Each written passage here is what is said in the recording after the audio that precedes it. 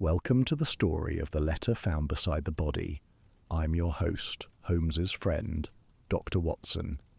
Thank you for joining me on another journey, but before we start, let me know from which city are you watching from, and what was the first Sherlock Holmes story you ever heard about. Chapter 1. The Body in Aldgate Street. There are mornings in London when the fog does not merely settle upon the city but possesses it, entering through every crack and keyhole, as though it means to stay forever. The morning of November the 14th, 1895, was such a morning.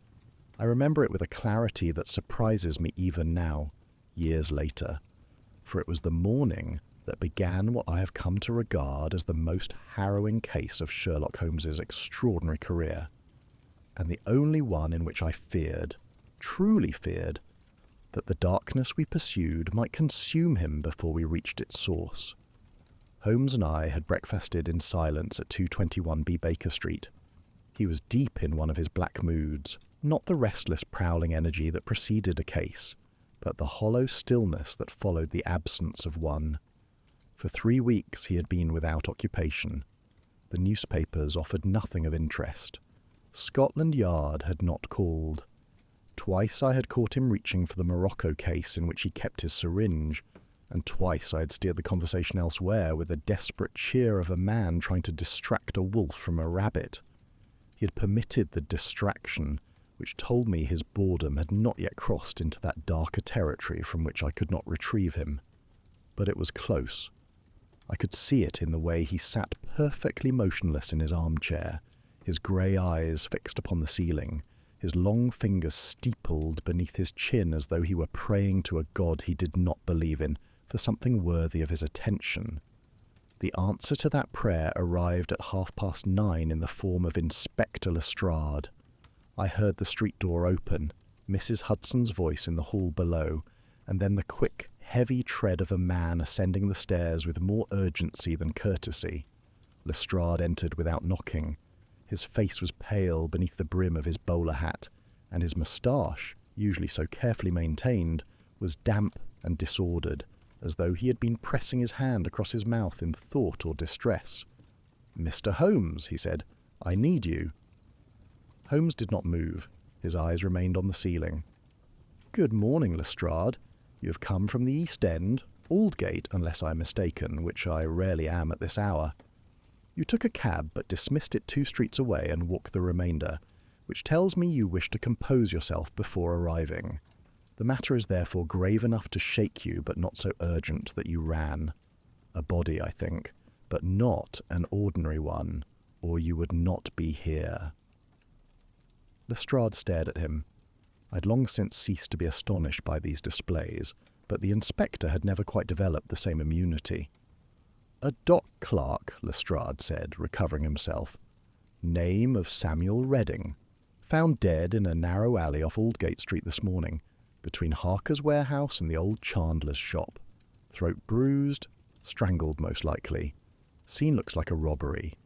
Wallet gone, or pockets turned out. Then it is a matter for your constables, not for me. There's more?" Lestrade reached into his coat and produced a sealed envelope. Even from across the room I could see that it was addressed in a careful, deliberate hand. Lestrade held it out as though it were something venomous. This was found beside the body, lying on the cobblestones, tucked against the dead man's arm. Addressed to you. Holmes's eyes descended from the ceiling at last. He looked at the envelope for a long moment, then rose from his chair with the fluid grace of a cat uncoiling itself. He took the envelope from Lestrade, turned it over once and examined the seal.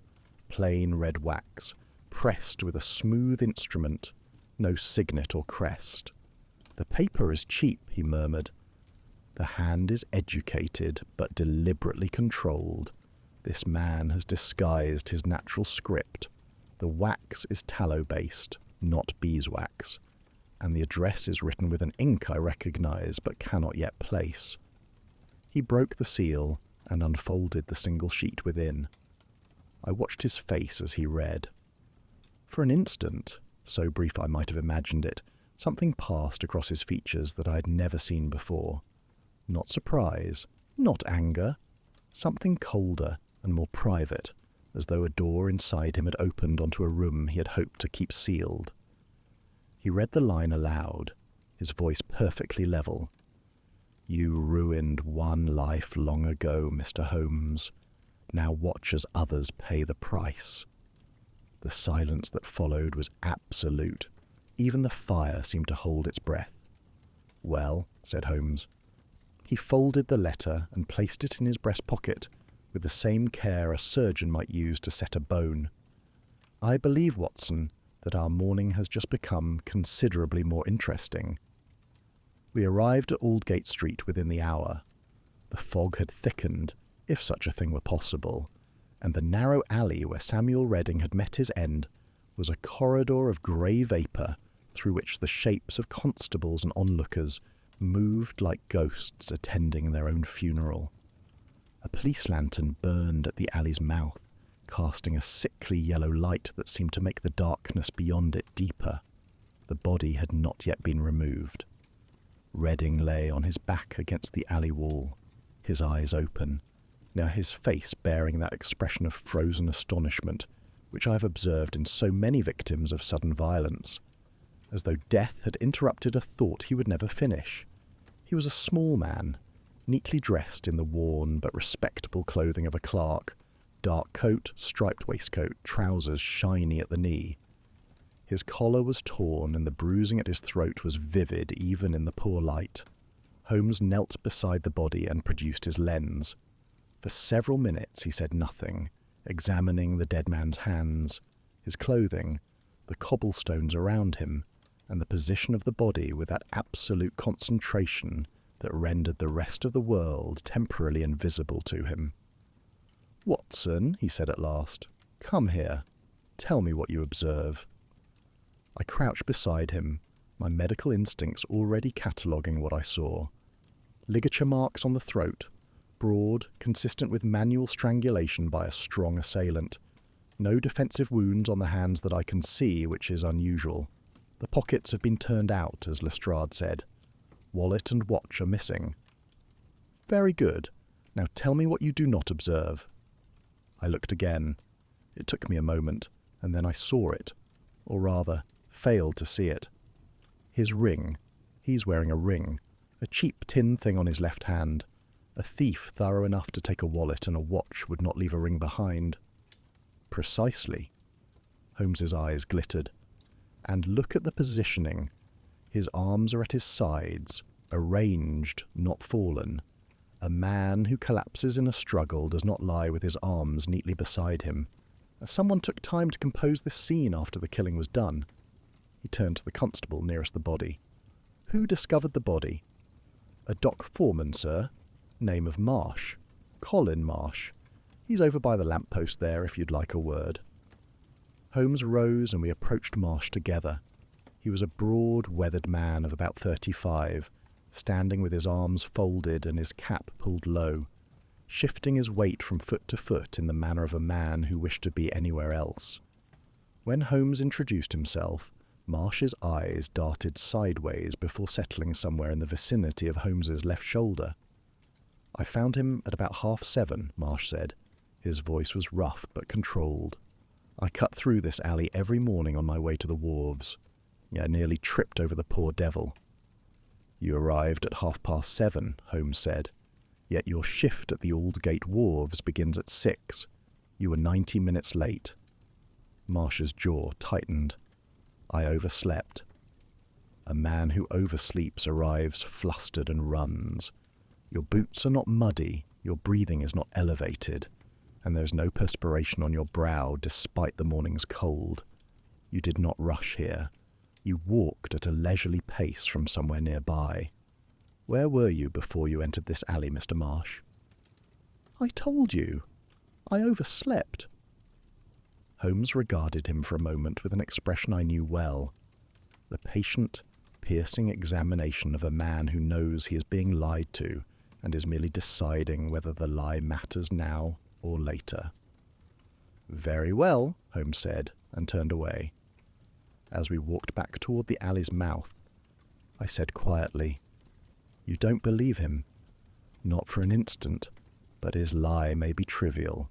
A woman he visited, a debt he is avoiding, a bottle he emptied when he should not have. The East End is full of small deceptions, Watson. The question is whether his particular deception has anything to do with the body at his feet. He paused at the alley's entrance and looked back at the scene. The dead clerk, the hovering constables, the fog pressing in from every side. There is something else, he said, so quietly that I had to lean close to hear him. Something that troubles me more than the letter, more than the staging, more than Mr. Marsh's wandering eyes. What is it? Holmes reached into his pocket and touched the letter through the fabric of his coat, as though it were a talisman or a wound. The phrase, Watson. You ruined one life long ago. Not you ruined a life, which would suggest a stranger. Not you ruined my life, which would suggest the author himself. But one life, a specific life, someone the writer loved, and someone the writer believes I destroyed. He turned to me, and in his eyes I saw something I had witnessed only a handful of times in all our years together. The shadow of a man confronting not a puzzle, but a reckoning. This letter was not written by a man who kills for profit, Watson. It was written by a man who kills for an audience, and I very much fear that the performance has only just begun. We rode back to Baker Street in silence. The fog swallowed the cab behind us, as though the alley, the body, and the accusing letter were a dream the city was already forgetting. But I knew, us watching Holmes's face in the pale light of the handsome window, still as marble, hard as flint, that he would not forget, and that somewhere in this grey and indifferent city a man with a sealed envelope and a grievance was already choosing his next verse. What neither of us knew then, what I would not understand until the dreadful night at the Blackwood Theatre, was that the killer had been watching us that very morning. He had stood among the onlookers at the mouth of the alley, wearing the coat of a dock worker and the expression of idle curiosity, and he had watched Holmes kneel beside the body of Samuel Redding, with the quiet satisfaction of a playwright observing his first audience take their seats. He had been close enough to touch, and in his pocket, already sealed and addressed, was the second letter. Chapter 2, the first clue. I have often remarked that Sherlock Holmes was at his most formidable, not in the field, but at his work table. The chase, the confrontation, the dramatic revelation. These were the moments my readers craved, and I confess I supplied them generously in my published accounts. But the true engine of Holmes's genius was quieter and less theatrical. A man alone with a scrap of evidence, a magnifying lens, and a mind that could extract a biography from a boot print. It was this Holmes, silent, intent, utterly absorbed, whom I observed on the morning after Samuel Redding's murder. And it was this Holmes who frightened me most. He had not slept. When I descended to our sitting room at 7 o'clock, I found him exactly where I had left him the previous evening, seated at the long chemical table beneath the window, the killer's letter spread flat before him under the bright circle of a bull's-eye lantern.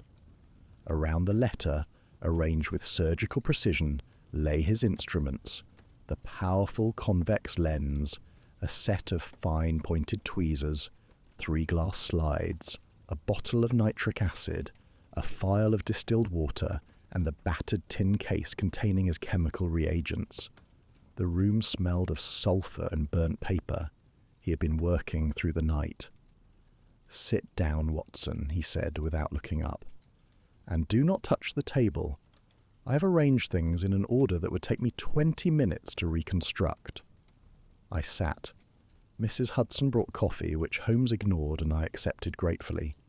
I watched him work and I recorded what he found, for the deductions he drew from that single sheet of paper were as remarkable as any I have witnessed in our long association.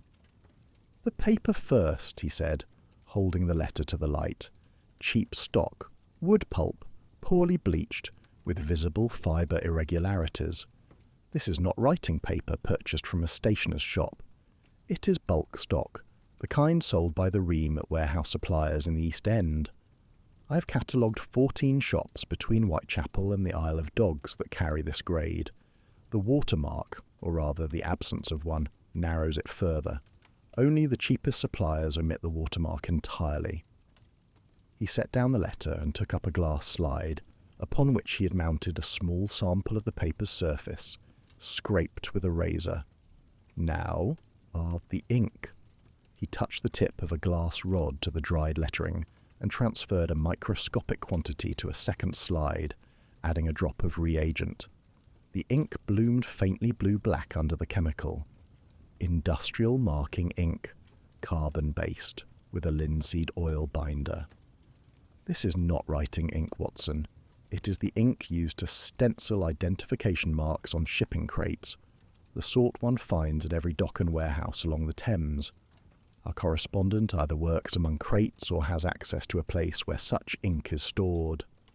A dock worker, then, I ventured, or a man who lives near the docks, or a man who wished us to believe he does. We must not confuse evidence with conclusion, not yet. He reached for his lens and bent low over the paper once more, adjusting the lantern until the light fell at a raking angle across the surface. For a long moment he was silent, his breath held, his entire being focused through that small circle of magnified vision. "There," he whispered. "Do you see it?" I leaned forward. Under the angled light, the paper's surface was no longer smooth. Fine particles glinted in the fibres, tiny dark specks, barely visible to the naked eye, embedded in the grain of the paper, as though they had settled upon it while the ink was still wet, or as though the paper had been stored in an environment thick with such particulate. "Dust," I said. Holmes shook his head. He took the tweezers, extracted a single particle and placed it on a clean slide. Under his most powerful lens he examined it, then touched it with a magnetized needle. And the particle leapt to the needle's tip and clung there. Not dust, iron filings. He straightened and looked at me with that expression of restrained triumph that meant a piece of the puzzle had found its place. Specifically, the fine dark particulate produced where iron brake shoes meet steel rail under friction. Railway dust, Watson. I have encountered it before. In the Camberwell poisoning, you may recall, where the residue on the defendant's gloves placed him within 30 yards of a switching junction. This type of iron filing, fine-grained, slightly oily to the touch, dark rather than bright, is produced only in proximity to active or recently decommissioned rail lines. It settles on surfaces within a radius of perhaps 50 yards from the point of generation. Then the letter was written near a railway. Written or stored, or both. The filings are embedded in the paper's surface, not merely resting upon it. They have been pressed into the grain, which suggests the paper sat for some time in a location where such particles were abundant. Our man has a den, Watson, a place where he keeps his materials, writes his letters, plans his performances, and that den is near a railway line. He paused and reached for the coffee, which had gone cold. He drank it without apparent notice. Now, the handwriting. He spread the letter flat once more. Observe the slant. The natural tendency of a right-handed writer is a slight rightward lean. This script leans leftward, deliberately, consistently, across every line. The writer has disguised his hand. He has practiced this disguise until it appears natural, which tells me he has experience with forgery, or at the very least with adopting false identities on paper. Can you see through the disguise? Partially.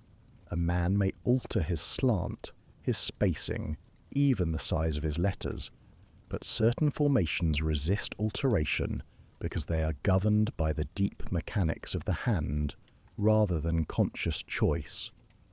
Look here, the capital H.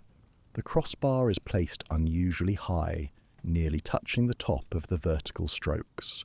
and here the lowercase k. The upper stroke extends well beyond the junction, giving the letter an almost aggressive upward thrust. These are habitual formations. They are signatures of the hand itself, and no amount of practice can fully suppress them. He filed the observation with a notation in his commonplace book, though I could see he was not yet ready to draw a conclusion from it. The handwriting was a thread, not a rope. It would need a second sample to become useful. So, I said, attempting to assemble what we had, the killer operates in the East End near the docks and a railway line. He writes with industrial ink on cheap paper. He has experience in forgery, and he harbours a personal grievance against you. Against me specifically, yes. Not against the police, not against the law, not against society in the abstract. Against Sherlock Holmes.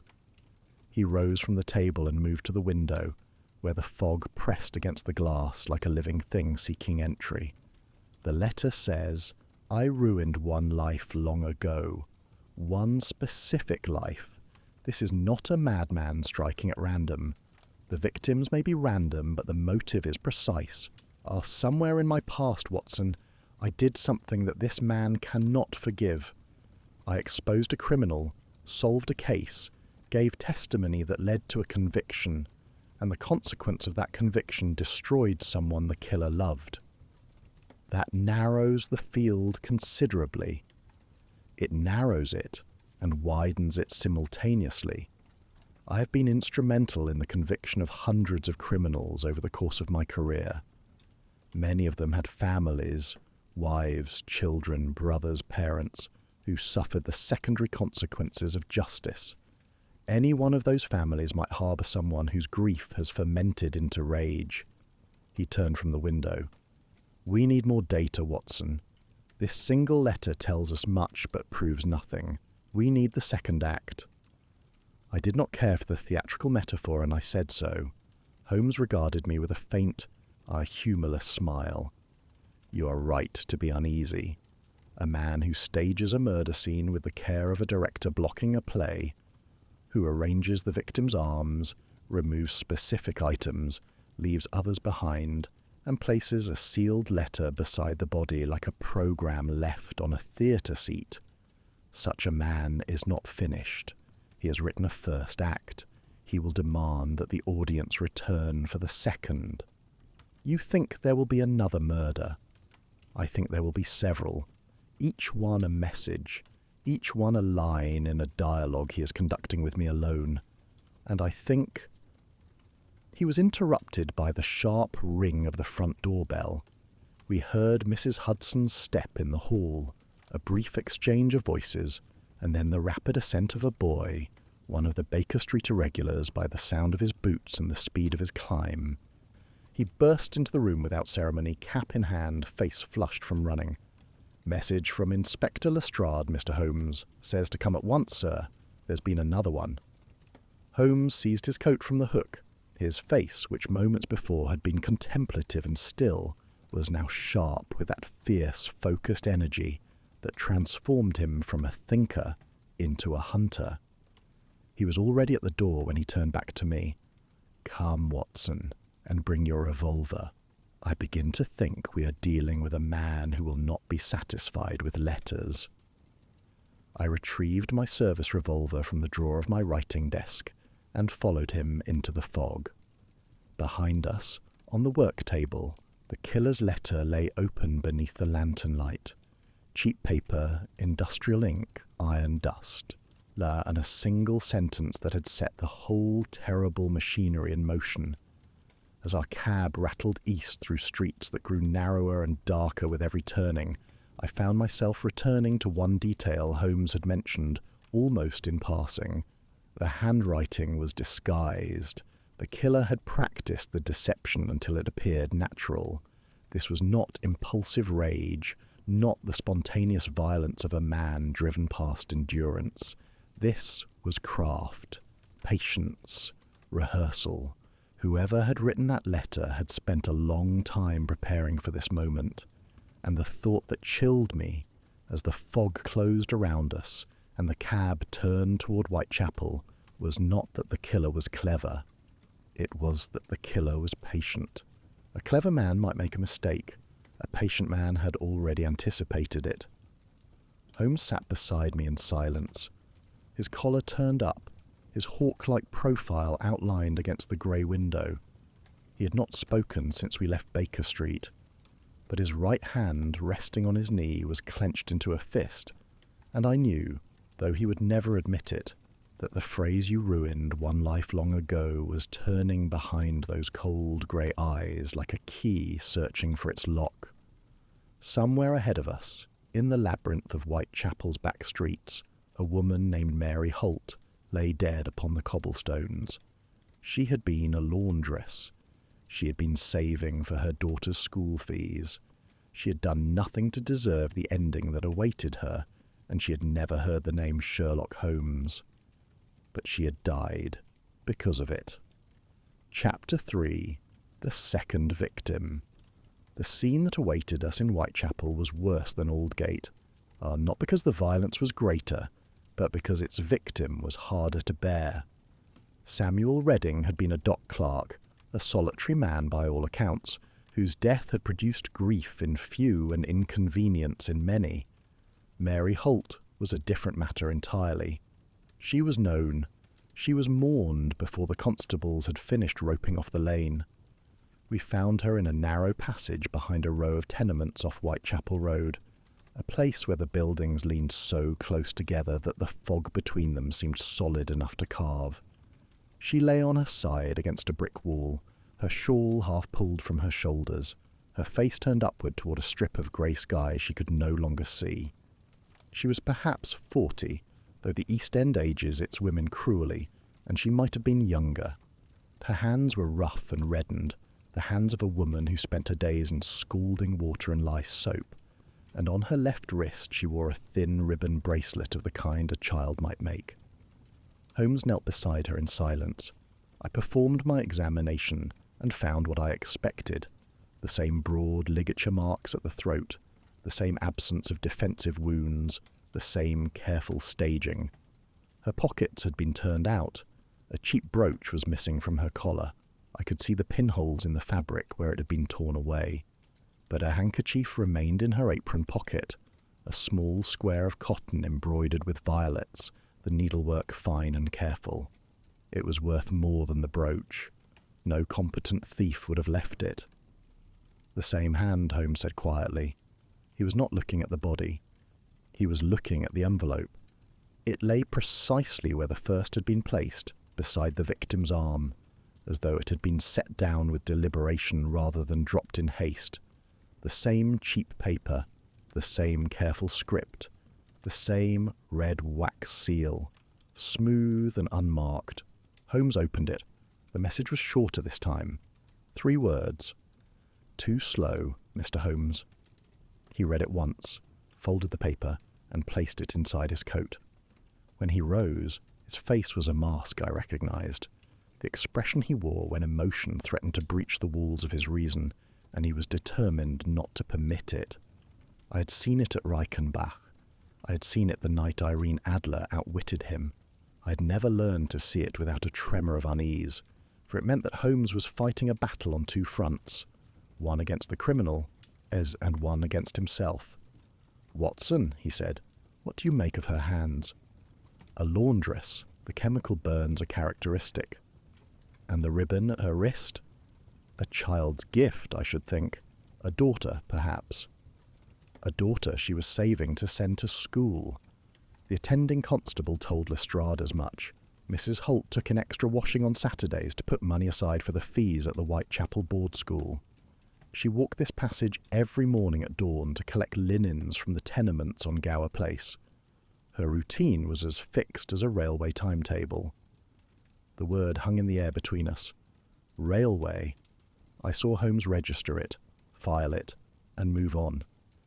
"She had no enemies," he continued, "no debts beyond the ordinary, no connection to Samuel Redding, no connection to dock work, to shipping, to any of the worlds in which Redding moved. She was a laundress in Poplar. He was a clerk in Aldgate. They might as well have lived in different countries." Then how did the killer choose her? Holmes looked at me, and in his eyes I saw something I can only describe as controlled fury. The anger of a man who understands the answer to a question and despises it. He did not choose her, Watson. Not in any meaningful sense. He chose her route, her solitude, her vulnerability. He chose the fact that she walked alone through an empty passage before dawn. He did not know her name. He did not care to learn it. She was not a person to him. She was a sentence in a letter he is writing to me. He turned away abruptly and walked to the far end of the passage, where Lestrade stood, conferring with a sergeant. I remained with the body for a moment longer, looking down at Mary Holt's face. The embroidered handkerchief was still visible in her pocket. Somewhere in Poplar, a child was waiting for a mother who would not come home, and the ribbon bracelet on the dead woman's wrist would never be replaced by a new one made with older, steadier hands. I have investigated many deaths alongside Sherlock Holmes. I have seen cruelty in forms that would test the faith of a bishop. But the calculated indifference of this killing, the use of a woman's life as a punctuation mark, struck me then as something new and terrible. It was not murder born of passion or greed or even madness. It was murder as correspondence, and the correspondent was growing impatient. We met Lestrade at Scotland Yard that afternoon. His office was cluttered with case files and smelled of cold tea, and the inspector himself looked as though he had not slept any better than Holmes. He spread the reports from both murders across his desk and summarised what his men had found. "Colin Marsh is eliminated," he said. For the second murder, at least.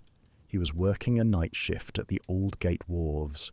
6 men saw him there from 10 in the evening until 5 in the morning. He could not have been in Whitechapel. His alibi for the first murder remains uncorroborated, Holmes observed. True, but if he didn't commit the second, and the second is clearly the same killer, then Marsh is a distraction. I agree. But distractions have their own secrets, Lestrade and Mr. Marsh's secret is one I intend to revisit when the present matter is resolved. Lestrade nodded and moved to his second point. The police surgeon has completed his examination of both victims. There is something new. He pulled a sheet from the stack and handed it to Holmes. Both victims show a small puncture mark on the neck, just below the angle of the jaw. Very faint. The constable at the Aldgate scene missed it entirely. The surgeon believes it was made by a fine-gauge needle. Holmes studied the report. I leaned over his shoulder and read the relevant passage. The puncture was consistent with a hypodermic injection, or, as I noted, with any sufficiently sharp, thin instrument driven into the soft tissue of the neck. The surrounding skin showed a faint discoloration that might indicate the introduction of a foreign substance. A sedative, I said, or a paralytic. Something to incapacitate the victim before the strangulation. That would explain the absence of defensive wounds. They could not fight back. It would also explain how a single assailant could overpower a grown man like Redding, Lestrade added. Redding was no giant, but he was fit. A dock clerk walks miles a day. He would not submit to strangulation without a struggle, unless he could not move. Holmes said nothing for a long moment. He set the report down and steepled his fingers beneath his chin in that attitude of concentrated thought I knew so well. "A paralytic agent," he murmured, "delivered by injection. This requires either medical knowledge or access to someone who possesses it. A physician, a pharmacist, a veterinary surgeon, or..." He paused. "Or a man who has purchased such a substance from one of the less scrupulous apothecaries that operate in Limehouse and Shadwell, where one may obtain virtually anything if one knows whom to ask, and does not mind the company." "You think the killer has medical training?" Lestrade asked. "I think the puncture marks are designed to make us think so, but I will not commit to that conclusion. A needle and a bottle do not require a degree, Lestrade. They require only money and intent." I noted his caution, but I confess it did not weigh heavily against what I had seen. The precision of the puncture, the choice of injection site at the neck where absorption would be rapid, the controlled dosage that incapacitated without killing, these suggested training. A layman with a bottle of paralytic would be as likely to kill the victim outright as to render them helpless. The fact that both victims had been cleanly incapacitated and then strangled spoke to a practiced hand. I said as much.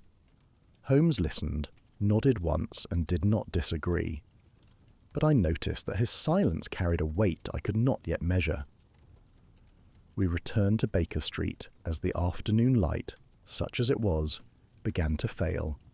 Holmes had been silent throughout the cab ride, his gaze fixed on something beyond the window that I suspected was not the passing streets, but the architecture of the case assembling itself behind his eyes.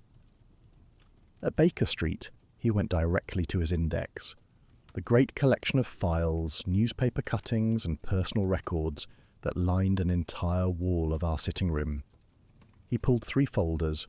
I spread them on the table beside the killer's letters and began to cross-reference. He is accelerating, he said, without preamble. The first killing took planning, the selection of the victim, the scouting of the location, the preparation of the letter. It was careful, even cautious. The second killing came within 24 hours. That is not caution. That is confidence. He has overcome whatever hesitation attended the first act and has found that murder, like any performance, becomes easier with repetition. Then there will be a third. There will be a third, and it will come soon. He is not killing on a schedule. He is killing on an emotional rhythm. Each murder feeds the next. Each letter raises the stakes. He is building towards something, Watson. A crescendo. And I do not yet know what form it will take. He fell silent and returned to his files. I sat by the fire with my notebook and attempted to organize what we knew, but the facts resisted arrangement. 2 victims with nothing in common. 2 letters that taunted without explaining. A killer who used railway dust and dock ink and medical needles and left his calling card beside the bodies of strangers. It was Holmes who broke the silence, and when he spoke, his voice carried an edge I had not heard before. Not the sharp excitement of discovery, but something lower and more troubling. The sound of a man looking into a mirror and not entirely recognizing what looks back. He knows me, Watson. Not personally, and not yet. But he has studied me. He has read your accounts. He understands how I work, what I look for, which threads I am likely to follow. The staging of the robbery scenes is precise enough to delay a competent inspector, but imperfect enough to alert me. The letters are provocative enough to ensure my engagement, but cryptic enough to deny me easy answers. Every element of this case has been designed with a specific audience in mind. He looked at me across the lamplit room, and for the first time since the affair began I saw not confidence, but gravity. He is not merely clever, Watson. He is theatrical, and the most dangerous quality of a theatrical mind is not its intelligence, but its patience. This man has been rehearsing for a very long time. Outside, the fog thickened against the windows of Baker Street, and the lamplighter's pole moved past like the mast of a ship sailing through murky waters. Somewhere in the East End, a man with a needle and a sealed envelope was walking streets he knew by heart, selecting the next verse of his terrible poem. And the ink, I was certain, was already dry. Chapter 4, The Doctor's Shadow. It was not Holmes's methods, but my own instincts, that led us first to Dr. Alastair Fenwick, and I record this with the painful honesty that the case demands, for my instincts, so reliable in the field hospital and the consulting room, proved in this instance to be the very instrument of our misdirection. On the morning of the 3rd day I was thinking aloud over breakfast, stirring my tea and staring at the 2 letters Holmes had pinned to the wall above his chemical table. They hung there like specimens in a museum. Cheap paper, industrial ink, red wax seals, and beneath them Holmes had tacked his notes, The iron filings analysis, the stationary identification, his observations on the disguised handwriting. A small map of the East End torn from a Bradshaw's was marked with 2 red pins where the bodies had been found. The puncture marks trouble me most, I said. The precision of the injection site, the controlled dosage, the choice of a paralytic over a simple poison. This is not the work of a dock worker or a labourer, Holmes. This is the work of a man who understands pharmacology, who knows the difference between a dose that kills and a dose that immobilizes. That distinction requires training. Holmes set down the newspaper he had not been reading. Go on. You testified against a physician 5 years ago, a malpractice case.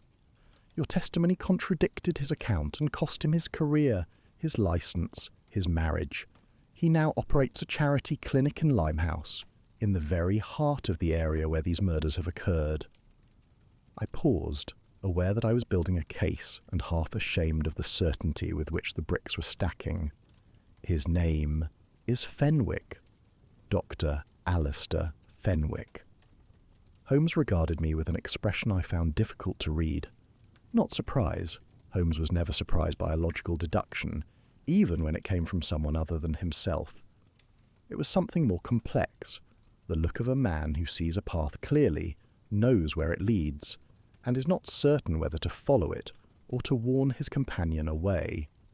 You are not wrong to consider him, Holmes said carefully. The motive is present. The medical knowledge is present. The geography is favourable. Let us go and see Dr. Fenwick. We found the clinic on a mean street near the river, squeezed between a coal merchant's yard and a lodging house, whose windows were so grimy they might have been painted shut. The clinic itself was a single room on the ground floor, outfitted with a battered examination table, a cabinet of medicines, and a desk piled with papers. The smell was carbolic acid and damp plaster. Fenwick was a tall man, gaunt, with deep-set eyes and the rigid posture of a man holding himself together by force of will. He was perhaps 48, but looked older. His coat was clean but threadbare at the cuffs, and his hands, a surgeon's hands long-fingered and precise, showed a faint tremor that he controlled by pressing them flat against his thighs when he was not using them. He recognized Holmes at once. The change in his face was immediate and visceral, a flash of something raw and uncontrolled that he mastered with visible effort, replacing it with a mask of cold civility. "Mr. Holmes," he said. His voice was level but tight, like a wire under tension.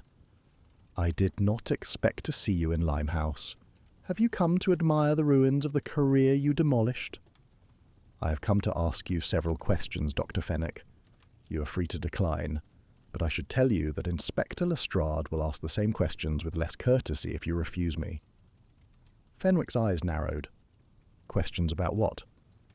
"About your movements on the nights of November the 13th and 14th, about your access to paralytic agents, and about whether you have recently had cause to write a letter to me." I watched Fenwick carefully. He was frightened, that much was plain.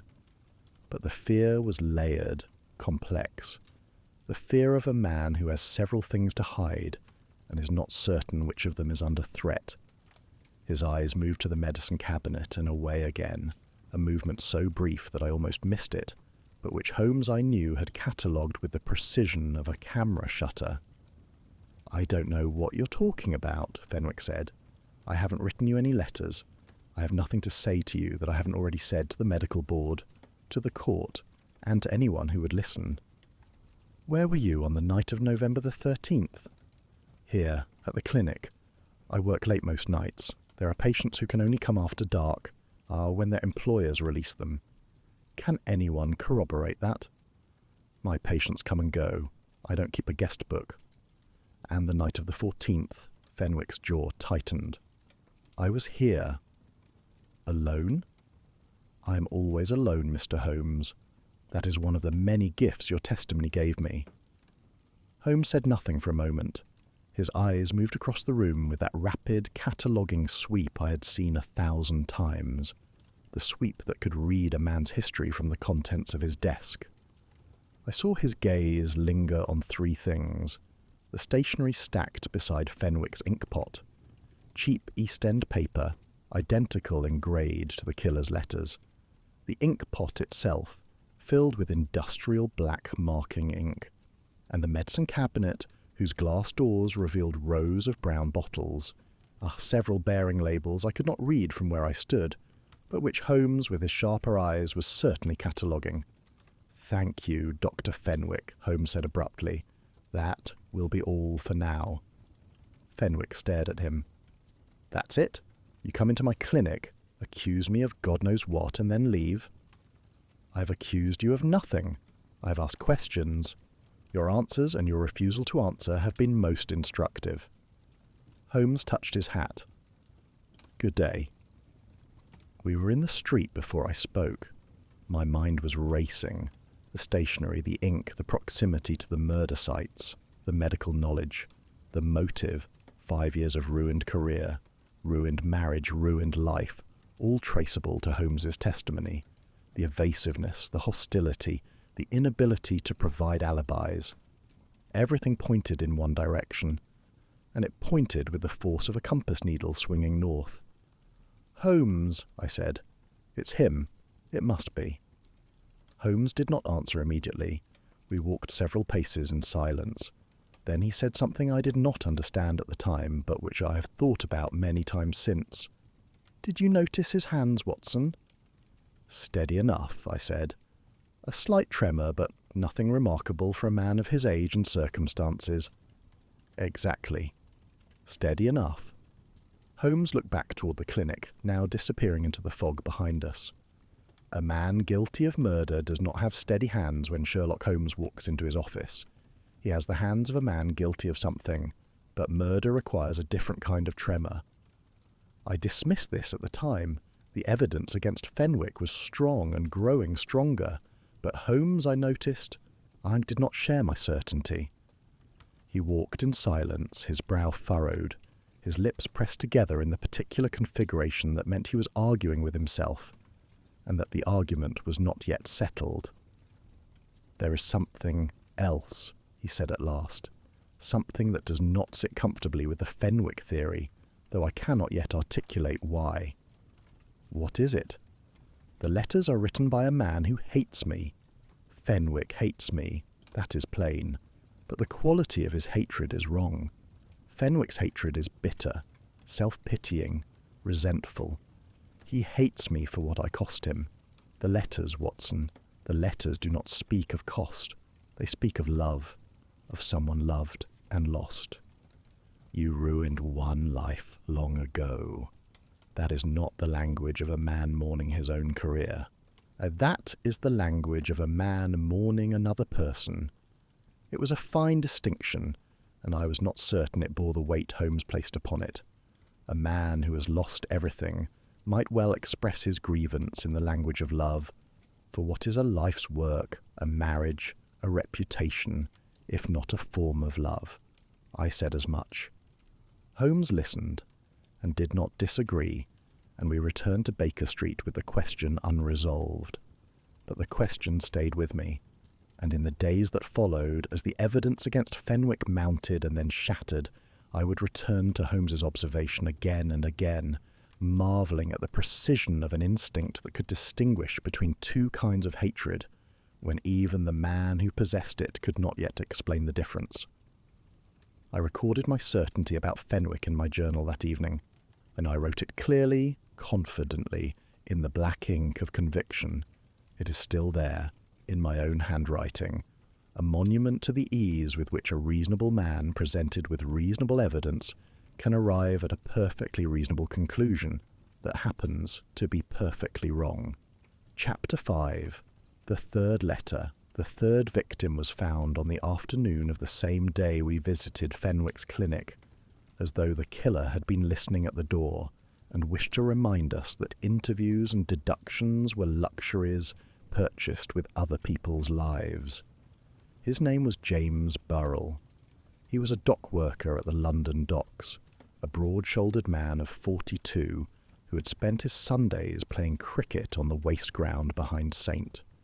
Dunstan's church and his weekdays hauling cargo from ships whose names he never learned to destinations he would never visit. He had been found in a narrow lane near Stepney, slumped against a wall with his throat bruised and his pockets emptied, and a sealed envelope resting beside his right hand, as though he had been trying to deliver it himself. We arrived within the hour. Lestrade was already there, his face set in the grim expression of a man who has begun to take each new body as a personal affront. The constables had roped off the lane and were keeping a small crowd of dockers and labourers at a distance. I noticed several of them had removed their caps. Burrell had been known here and liked. Holmes moved through the scene with a precision that bordered on ferocity. He examined the body, the cobblestones, the walls on either side of the lane, the gutter and the envelope before he spoke a single word. When he finally straightened, he held 2 items between his gloved fingers, and his face wore an expression I'd learned to read as the quiet, controlled shock of a man whose theory has just been struck by a fact it cannot accommodate. "Watson," he said, "come here. Look at the collar." I crouched beside Burrell's body and examined the area Holmes indicated, the left side of the collar, where the fabric met the neck. At first I saw nothing unusual. Then Holmes tilted the collar toward the grey afternoon light, and I caught it, a faint smear of something pale and slightly waxy, almost invisible against the cotton. "Grease paint," I said, recognizing it by texture before analysis. "Theatrical grease paint," Holmes corrected. "The zinc oxide compound with a beeswax binder, tinted with white lead. This is not cosmetic powder, Watson. This is stage makeup, the base layer applied by performers before the coloured paints go on. I have encountered it precisely 4 times in my career, each time in connection with the theatrical profession." I stared at the smear. Burrell was a dock worker. He had no connection to the theatre. None whatsoever, which means the substance was transferred to his collar during the attack, from the killer's hands or his clothing or both. Our man has had recent contact with a theatrical environment. He works in one, or lives in one, or has been spending time in a place where such materials are stored. I felt the ground shift beneath my assumptions. Fenwick was a physician. His world was carbolic acid and surgical instruments, not grease paint and stage curtains. There was nothing in his history, his clinic, or his habits that connected him to the theatre in any way. Holmes saw the doubt cross my face. "The grease paint does not fit Fenwick," he said, reading my thought with his customary directness. "Nor does the second anomaly." He held up the second item he had retrieved, a small object between thumb and forefinger. It was a button. Brass, old, tarnished to a dark greenish hue, and bearing on its face a design I had to lean close to make out. 2 theatrical masks, one smiling, one weeping, intertwined in the classical tradition. "This was in Burrell's breast pocket," Holmes said. "It is not his. His coat buttons are plain horn.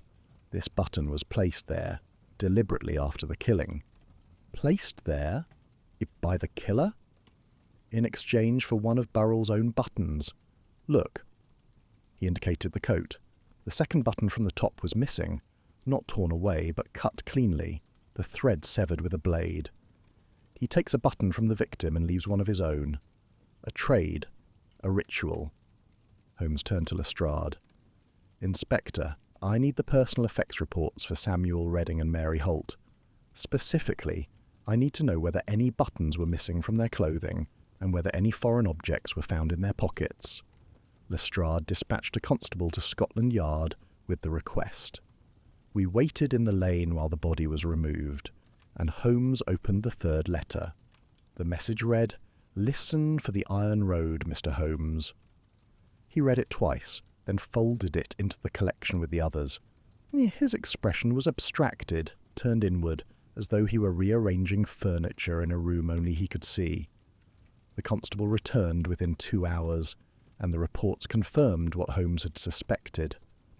Samuel Redding's waistcoat was missing one button, the third from the bottom, and a tarnished brass button with a faint design had been found loose in his trouser pocket, overlooked by the initial investigators as a piece of the dead man's own clothing. Mary Holt was missing a button from her cuff, and an identical brass button had been found in her apron pocket, catalogued without remark as a spare. Holmes laid all 3 theatrical buttons on the table at Baker Street and examined them under his lens. They were identical in manufacture, brass, cast rather than stamped, with the twin mask design rendered in fine detail. The tarnish was consistent across all 3. They had aged together, stored in the same conditions for many years. "These are costume buttons," Holmes said.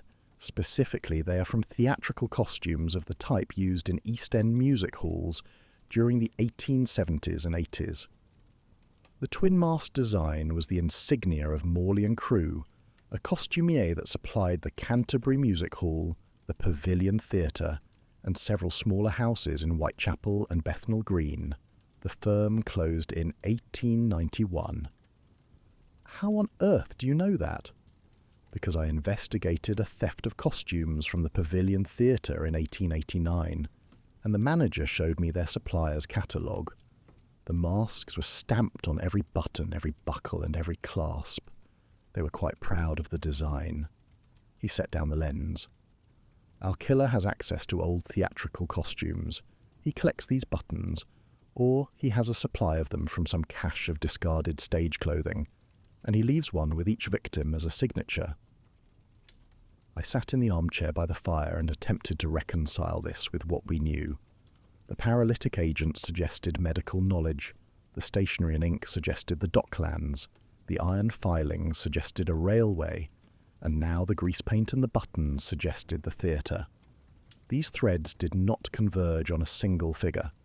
They pulled in different directions, as though the killer were not one man but several, or as though one man had lived several different lives.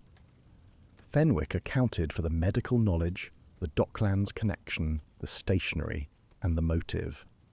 But the theatre. There was nothing in Fenwick's history that touched the stage. A physician does not accumulate theatrical grease paint on his hands. A charity clinic in Limehouse does not stock costume buttons from defunct East End music halls. "Holmes," I said carefully, "the grease paint, the buttons, they don't fit Fenwick." Holmes was standing at the window, his back to me, his hands clasped behind him. He did not turn around. "No," he said, "they do not." "Then who are we looking for?"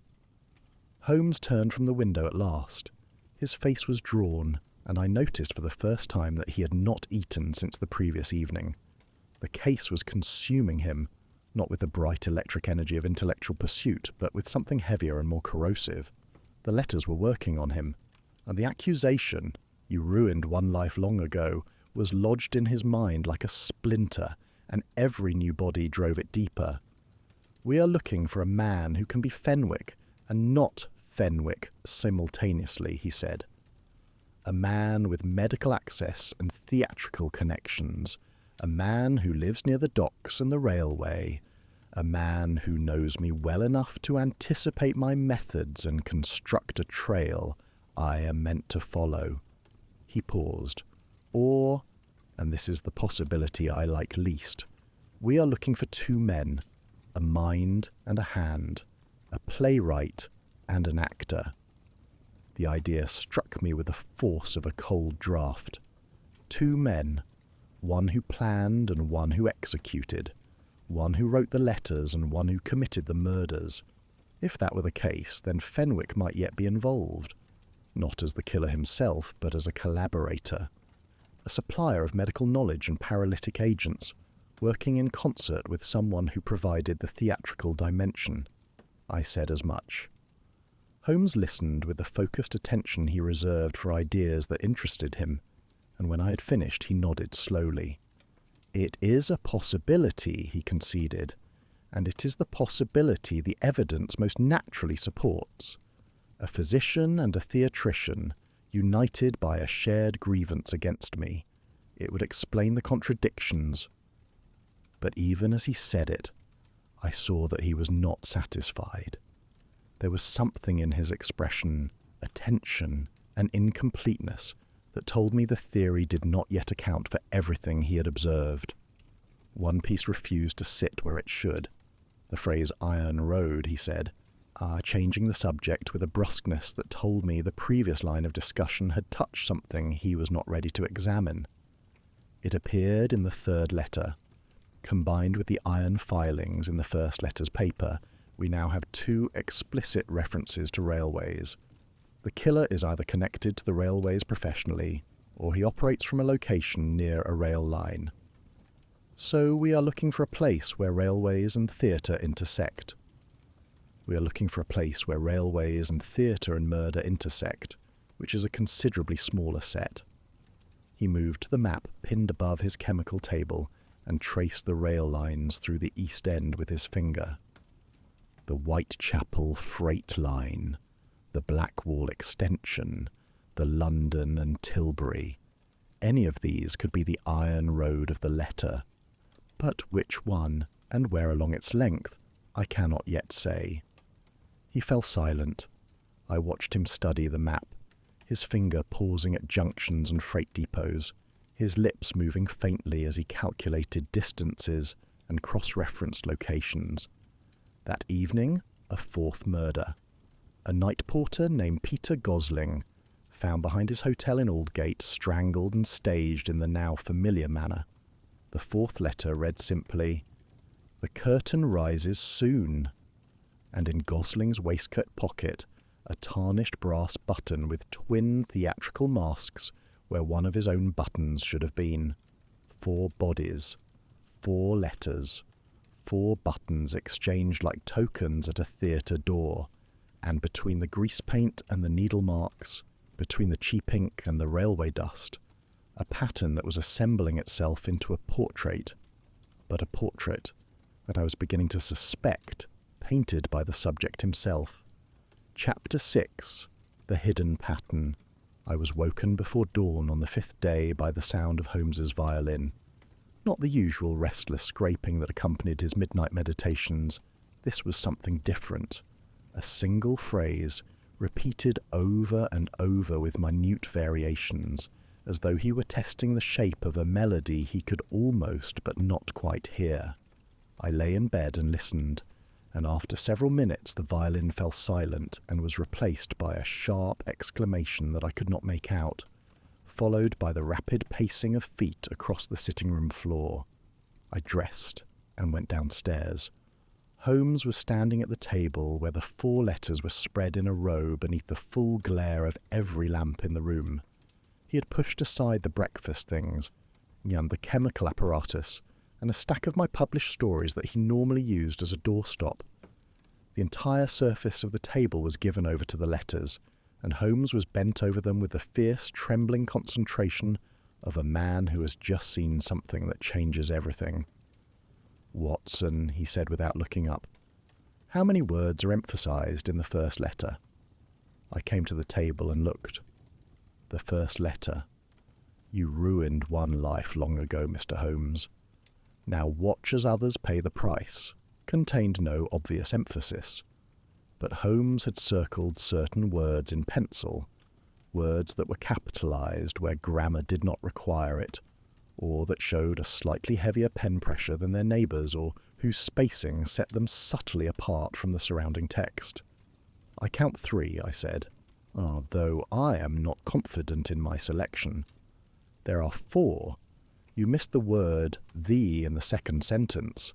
The crossbar of the T is fractionally heavier, and the spacing before and after it is 2 millimeters wider than the mean. It is deliberate." He moved to the second letter. "Here. Too slow, Mr. Holmes. The emphasis is on slow. The S is formed with a longer initial stroke. 1 word. Now the third."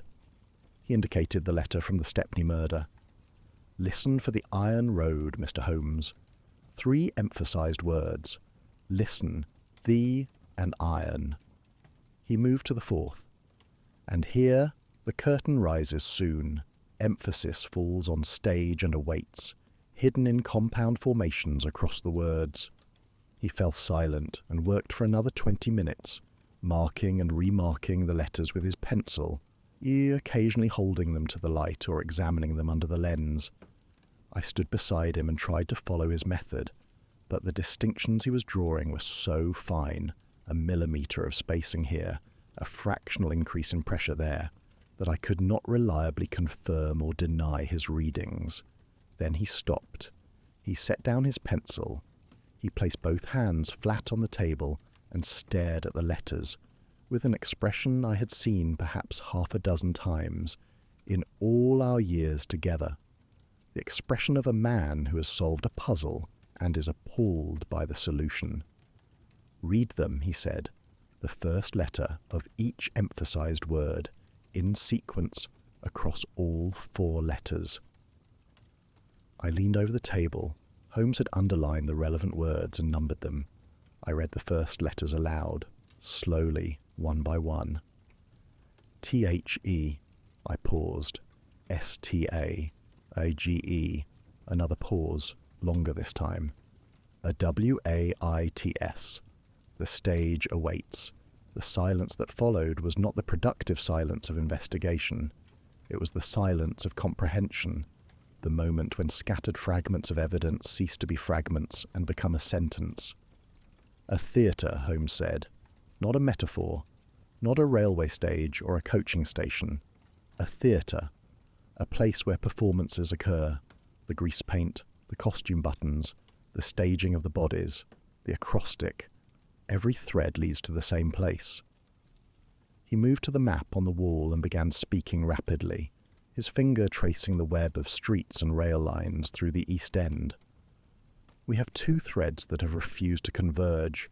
The first is the railway thread, the iron filings in the paper, the phrase Iron Road in the 3rd letter. That's the geographical clustering of victims near East End rail infrastructure. The second is the theatrical thread, the grease paint on Burrell's collar, the costume buttons, and now the acrostic, the stage awaits. These threads point in different directions only if we assume they refer to different places. But what if they refer to the same place? A theatre near a railway line. Precisely.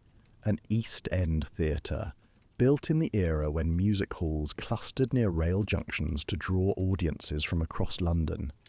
Many of those halls are now closed, demolished, converted, or simply abandoned. But they existed, Watson, and their bones are still standing. He seized his coat. "We need to find that theatre. And to find it, we need to search the records of every music hall and playhouse that operated within 50 yards of a rail line in the East End between 1870 and 1890. I know where to begin." He went first to his own index, pulling folders of old case files with the speed of a man who knows his own filing system as intimately as a musician knows his instrument. But what he sought was not there. The theft at the Pavilion Theatre, which had given him the costumier's catalogue and the twin-mast design, contained no reference to other theatres along the freight line. He needed a broader archive. We spent the morning at the Guildhall Library, where Holmes worked through licensing records, entertainment permits, and municipal surveys with a speed and focus that left the librarian visibly distressed. By noon, he had compiled a list of 11 theatres and music halls that had operated within the relevant area during the relevant period. By 2 o'clock, he had eliminated 8, demolished, converted to warehouses, or located too far from the rail lines to account for the iron filings. 3 remained. The Albion Music Hall in Stepney, now a furniture workshop. The Palace of Varieties in Limehouse, destroyed by fire in 1889. And a smaller venue whose name appeared only once in the records, in a licensing application from 1873, the Blackwood Theatre, located on a plot adjacent to the Whitechapel Freight Depot. "Blackwood," Holmes murmured. He stared at the name as a man stares at a word he has been trying to remember. The word that unlocks the sentence that unlocks the meaning. The Blackwood Theatre. He closed the ledger. His face had changed. The scattered energy of the morning's research had crystallized into something harder and more purposeful, the expression of a hunter who has caught the scent and knows which direction to run. "We need to find who built this theatre," he said, "and whether any of its people have a reason to remember Sherlock Holmes." I did not know then how completely that question would be answered, nor how the answer, when it came, would overturn everything I believed about the case, the killer, and the terrible geometry of grief that connected them. Chapter 7. The Reverend's Confession. It was Reverend Tobias Crane who gave us the Blackwood name, and who, in doing so, set in motion the final sequence of events that would lead us to the theatre and to the truth. We found Crane through the records. The Blackwood Theatre had been built in 1873 by one Josiah Blackwood, a rope maker and chandler who had made enough money in the maritime trades to indulge his passion for the stage. The theatre had operated for 15 years before declining audiences, and Josiah's death in 1888 had closed it permanently. Josiah had 2 grandsons, Thomas the elder and Edmund the younger. Thomas Blackwood, Holmes discovered in the police files, had been convicted of murder in 1888, the Wapping warehouse case, in which 3 men had been killed in a dispute over stolen cargo. Holmes's testimony regarding a distinctive rope knot had secured the conviction. Thomas had died of tuberculosis in Pentonville 18 months later. Edmund Blackwood, the surviving brother, had a thin file of his own, a forgery charge in 1892, ultimately not prosecuted. The last known address was Reverend Crane's mission in Whitechapel. We went to the mission that same afternoon. It occupied a converted warehouse on a street where the buildings sagged against one another like drunken companions, and Crane himself was a large, earnest man with a broad face and calloused hands. He met us in a common room furnished with long wooden tables and benches, where the smell of soup still lingered from the midday meal. Holmes explained that Edmund Blackwood was wanted in connection with a serious criminal matter. He did not specify the nature of the crimes. Crane's face underwent a transformation that was painful to witness, the slow collapse of a man realizing that his charity has been exploited. "He came to me 3 months ago," Crane said. His voice was hollow. "Said he was trying to start fresh. Said he had been living rough and wanted to find honest work. I believed him, Mr. Holmes. He was quiet, polite, attended chapel every Sunday. He helped in the kitchen. He mended a broken window in the dormitory without being asked." When did his behaviour change? It did not change exactly. It simply faded. He was here less and less. At first he would be gone for a day, then 2, then a week. He always came back, always had a story. Work at the docks, a friend in Poplar who needed help. Did he keep possessions here? Crane led us to a small dormitory at the back of the mission. Edmund's cot was the last on the right, nearest the window. The chest at its foot was unlocked. Inside, Holmes found what he expected. A change of clothes, a razor, a stub of pencil, a penny Bible, and, at the bottom, wrapped in a piece of oilcloth, a small tin box. Holmes opened the box. Inside lay 7 brass buttons, tarnished and identical, each bearing the twin mask theatrical design. Beside them, carefully folded, was a square of paper bearing a list of names and addresses. 4 of the names had been crossed out: Samuel Redding, Mary Holt, James Burrell, Peter Gosling. 3 names remained. Holmes pocketed the box and the list without a word. His face was grim but unsurprised. This was confirmation, not revelation. The evidence pointed to Edmund Blackwood as cleanly as a compass needle, and every thread we had followed converged upon a single point: a man whose brother had been destroyed by Holmes's testimony, who had spent years nursing his grief into something sharp and purposeful, and who was now using the stage of his grandfather's abandoned theatre as the setting for his revenge. It was then that Crane spoke again, and what he said next changed everything. "Mr. Holmes," Crane said.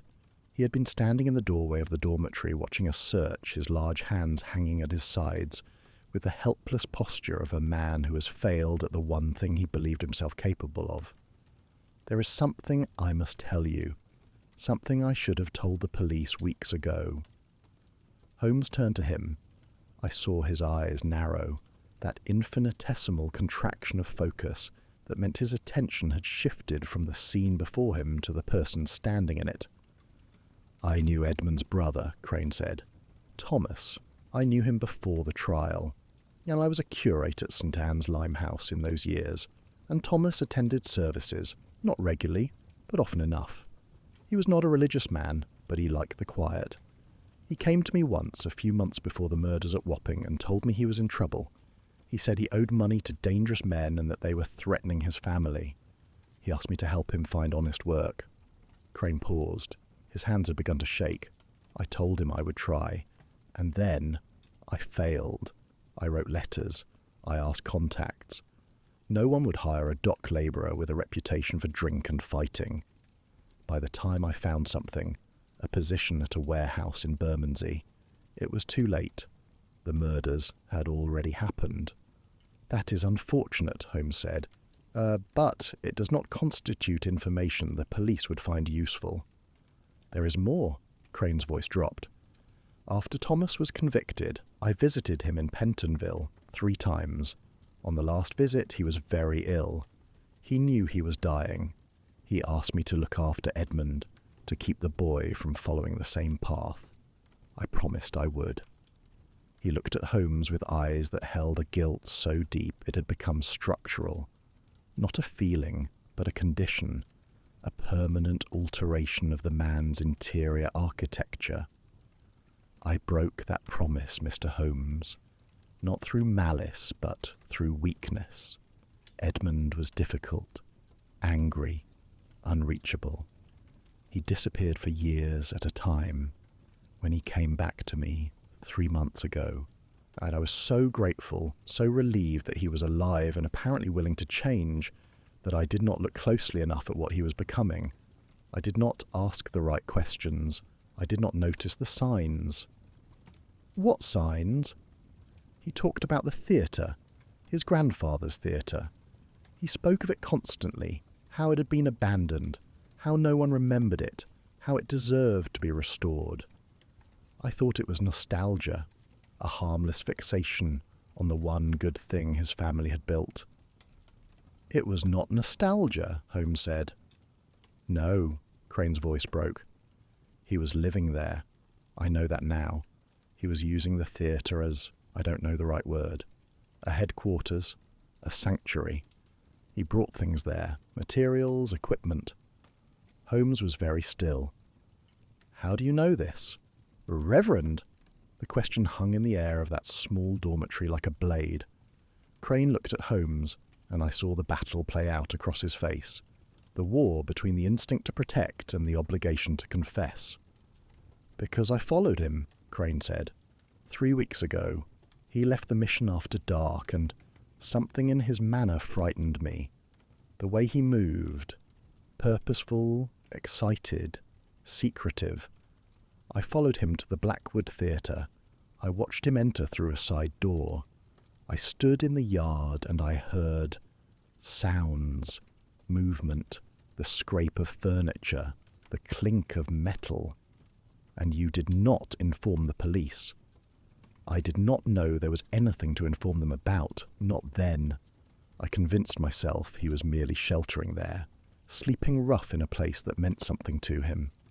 It was only when the first murder appeared in the newspapers, and then the second, that I began to wonder." "You began to wonder," Holmes repeated. His voice was level, but beneath the levelness was something I recognized. The cold, controlled anger of a man confronting a failure that has cost lives.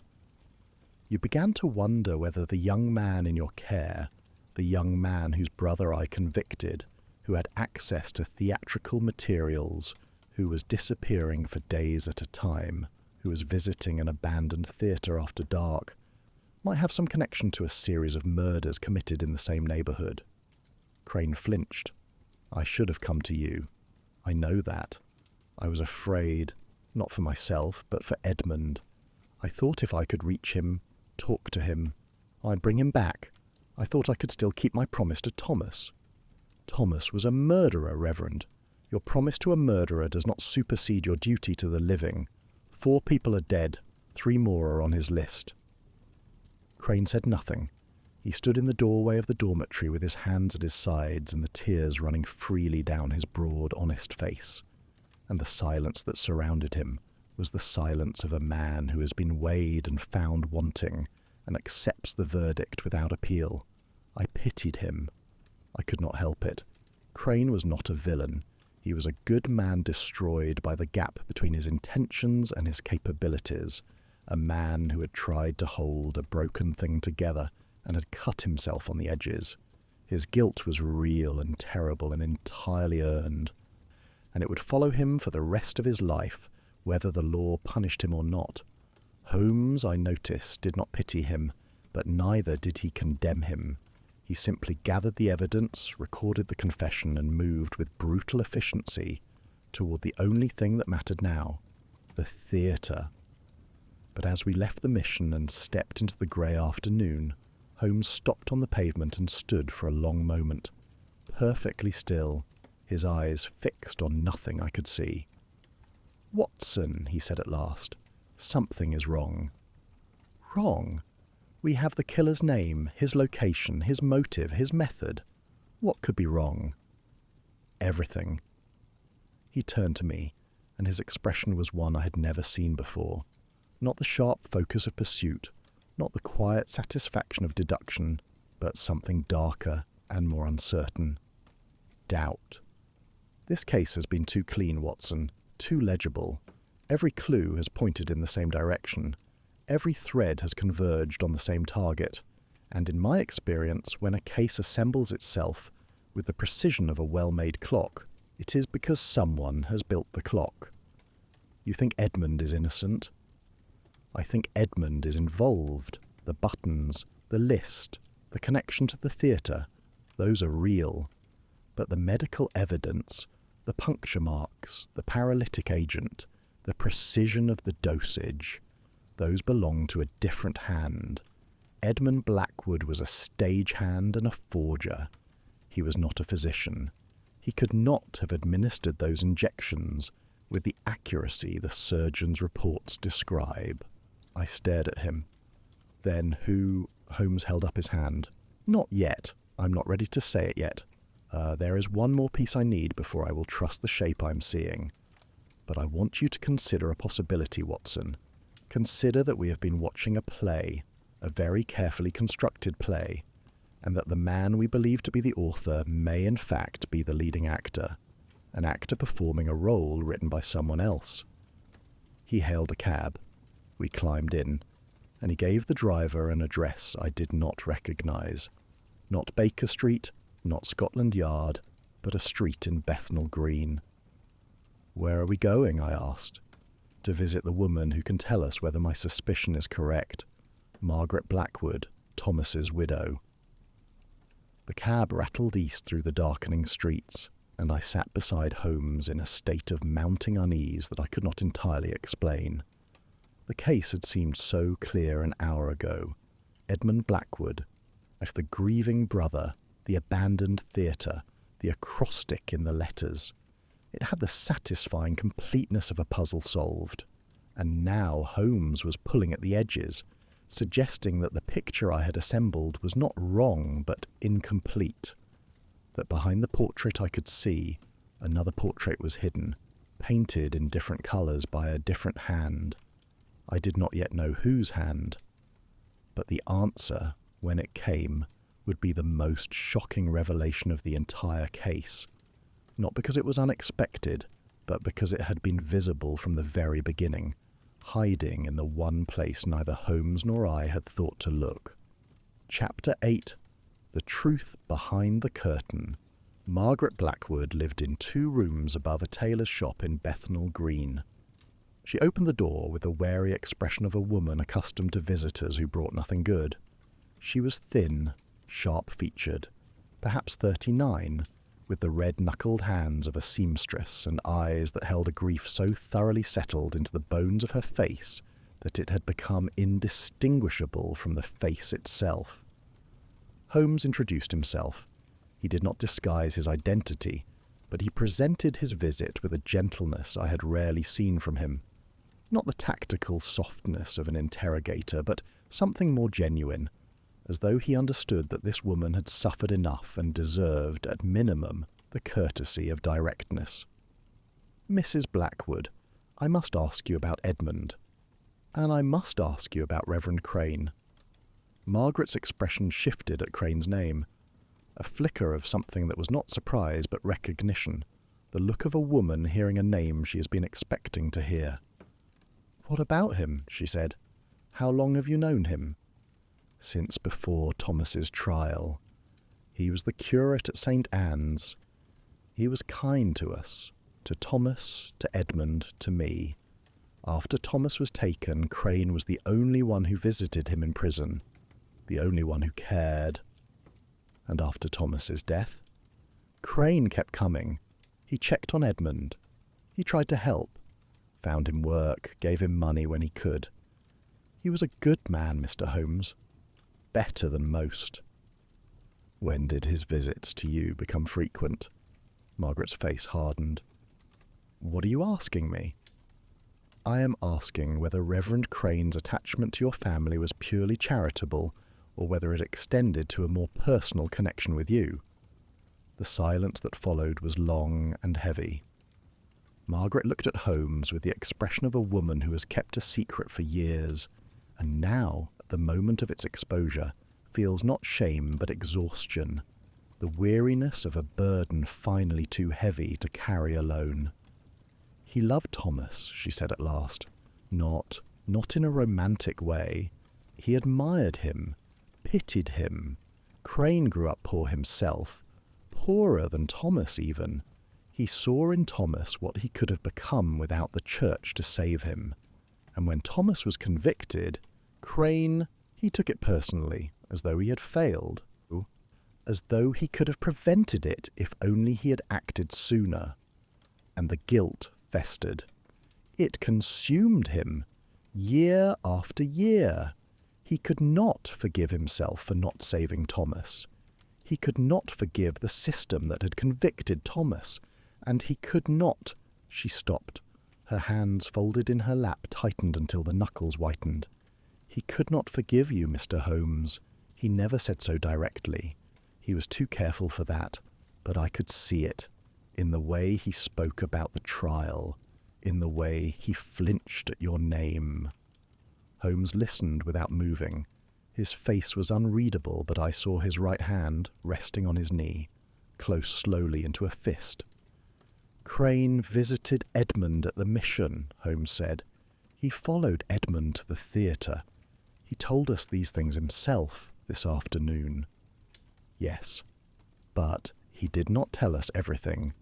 He did not tell us that he was the one who suggested Edmund move to the mission in the first place.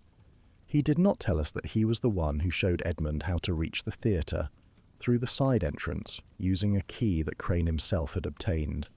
And he did not tell us that the materials Edmund has been storing at the theatre, the stationery, the ink, the wax, the needles, were purchased by Crane and provided to Edmund over a period of several months." Margaret looked at him. Tears were forming in her eyes, but she made no move to wipe them. "He told Edmund it was justice," she whispered. "He said the world had wronged Thomas, and that someone had to make it right. He said Edmund deserved to be heard, that the family deserved a voice. He was so gentle about it, Mr. Holmes, so patient. He never raised his voice. He never threatened. He simply directed, like a man guiding a horse. He set the path, and Edmund walked it." Holmes rose from his chair. His face had undergone a transformation that I had witnessed only once before, at Reichenbach, when he had realized the full scope of Moriarty's network. It was not shock. It was the terrible clarity of a man who sees, at last, the complete architecture of a design he has been examining in fragments. Crane is the author, Holmes said. His voice was flat, precise, empty of everything except the truth. Edmund is the instrument. Crane conceived the plan, selected the victims, wrote the letters, obtained the paralytic agent, and directed Edmund through every step of the performance. The theatrical elements, the buttons, the grease paint, the staging, those are Edmund's contribution, his inheritance. His grandfather's theatre, his family's costumes, his instinct for drama. But the medical precision, the strategic misdirection toward Fenwick, the acrostic hidden in the letters, the careful escalation, those require a different kind of mind. A mind trained in patience, in persuasion, in the long game of faith. A clergyman's mind, I said, a man who spent decades ministering to the desperate and the broken, who understood, better than any physician or criminal, how grief works, how it can be shaped, channeled, weaponized. Crane did not merely exploit Edmund's grief. He cultivated it. He tended it like a garden, pruning away the impulses that might have led Edmund toward healing and nurturing the ones that led toward destruction. I sat in Margaret Blackwood's small, immaculate sitting room and felt the ground shift beneath me for the second time in this case. The first shift had been the grease paint, the crack in the Fenwick theory. This was larger. This was the realization that the man we had interviewed that afternoon, the large, earnest, tearful clergyman who had confessed his failure with such apparent anguish, had not been confessing at all. He had been performing. His tears, his guilt, his broken voice, all of it had been theatre, designed to point us more firmly at Edmund, while shielding the architect behind the design. The confession had been a misdirection, the weeping had been a costume, and the earnest, calloused hands that had shaken with apparent remorse were the same hands that had loaded a hypodermic needle and pressed it into the necks of 4 innocent people. "Holmes," I said. "Crane administered the injections himself?" "He had to. Edmund has no medical knowledge. The precision of the puncture marks, the controlled dosage, the choice of injection site, these require not merely training, but practice. Crane served as a medical volunteer at St. Bartholomew's Hospital in the early 80s, before he took holy orders. He has medical training he has never disclosed, training sufficient to handle a hypodermic needle with the expertise the surgeon's reports describe. Then Crane was present at each murder. Present, Watson. He was more than present. He was the primary actor. Edmund may have performed the strangulation. His hands are stronger, his anger more immediate. But Crane was there beside him, needle in hand, directing the scene, composing the body, placing the letters. The man who followed Edmund to the theatre 3 weeks ago was not following at all. He was arriving, at his own headquarters, to continue his own work. Margaret was weeping openly now. He told Edmund it would set things right, that it would honour Thomas's memory. Edmund believed him. Edmund has always needed someone to believe in. First Thomas, then Crane. He doesn't know how to live without someone telling him where to walk. Holmes moved toward the door. His urgency was palpable, the coiled, focused energy of a man who has solved the puzzle, and now must act before its consequences multiply. "Mrs. Blackwood," he said, pausing at the threshold, "does Crane know that you know?" "No. I have said nothing. I was afraid." "Then say nothing still. Crane is intelligent, patient, and entirely without the moral constraints he pretends to possess. If he suspects you have spoken to us, you will be in danger." He gave her our Baker Street address and instructed her to send word if Crane contacted her. Then we were in the street, and moving toward the nearest cab stand with a rapid, purposeful stride that meant Holmes had stopped thinking and started hunting. "We go to the theatre tonight," he said. "Not for Edmund, for Crane. Edmund will be there, performing his role as the killer, and Crane will be there beside him, performing his role as the puppeteer. We must catch them together, Watson. Without Crane, the case against him is Margaret's word against a clergyman's, and juries are notoriously unwilling to convict a man of God on the testimony of a convicted murderer's widow. He hailed a cab. As I climbed in, my mind was still reeling from the magnitude of the deception. Crane, the gentle, weeping Reverend who had opened his mission to the lost and broken, who had promised a dying murderer that he would protect his brother, who had sat across from Holmes that very afternoon and wept with such conviction that even I, trained by years at Holmes's side to distrust appearances, had pitied him. The most dangerous thing about a well-constructed lie I had written in my journal. It is that it resembles the truth so closely that even a man trained in observation cannot tell where one ends and the other begins. I had written it about Fenwick. It applied with vastly greater force to Reverend Tobias Crane. Chapter 9. The Stage.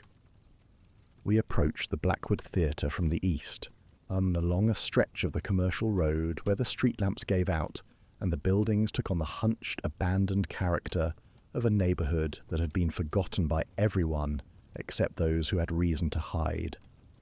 The freight depot was visible ahead, a low expanse of rusted iron fencing and empty sidings where weeds pushed through the gravel between disused rails. Beyond it, set back from the road behind a narrow yard of cracked paving stones, stood the theatre. It had been a handsome building once. I could see that in the proportions, the broad frontage, the arched entrance, the decorative stonework above the doors that had been carved with masks and garlands in the classical style. But decades of neglect had done their work. The plaster was crumbling, the windows were boarded or broken. The marquee above the entrance was blank, a long strip of rusted iron from which the last painted letter had peeled away years ago. The building did not look abandoned so much as bereaved, like a widow who has stopped tending to her appearance because the person she dressed for is gone. Lestrade had positioned 6 constables around the perimeter, 2 at the rear exits, 2 in the yard, 2 at the corners of the adjacent buildings. They were good men, steady and silent, but I could see in their faces the particular unease of policemen who have been told to surround a building occupied by a man who has killed 4 people and shows no sign of remorse. Holmes surveyed the arrangements and nodded. Then he turned to Lestrade. Watson and I will enter through the front, alone. Lestrade's moustache bristled. Out of the question. And I have 6 men here, and a duty. Your 6 men will remain outside. The man who conceived these murders, not Edmund, but the man who directed him, is inside that theatre, and he has had weeks to prepare it. A uniformed charge will force a confrontation in the dark with 2 men who know every inch of this building. We need a confession, Lestrade, and the only way to obtain it is to enter the performance Edmund expects, quietly, on his terms, and then surprise him by revealing the existence of a second performer he does not know we have identified. Lestrade looked at me. I did not object. I understood the logic, and I understood something more. Crane's confession, his real confession, not the theatre of tears he had performed that afternoon, would only come if he believed his cover was still intact, if he believed we had come for Edmund alone. "If you hear gunfire," Holmes said to Lestrade, "come immediately. Otherwise give us 15 minutes. We crossed the yard in silence. The front doors were ajar, an invitation. Holmes swept the entrance hall with his electric torch and found the first tripwire within 20 paces.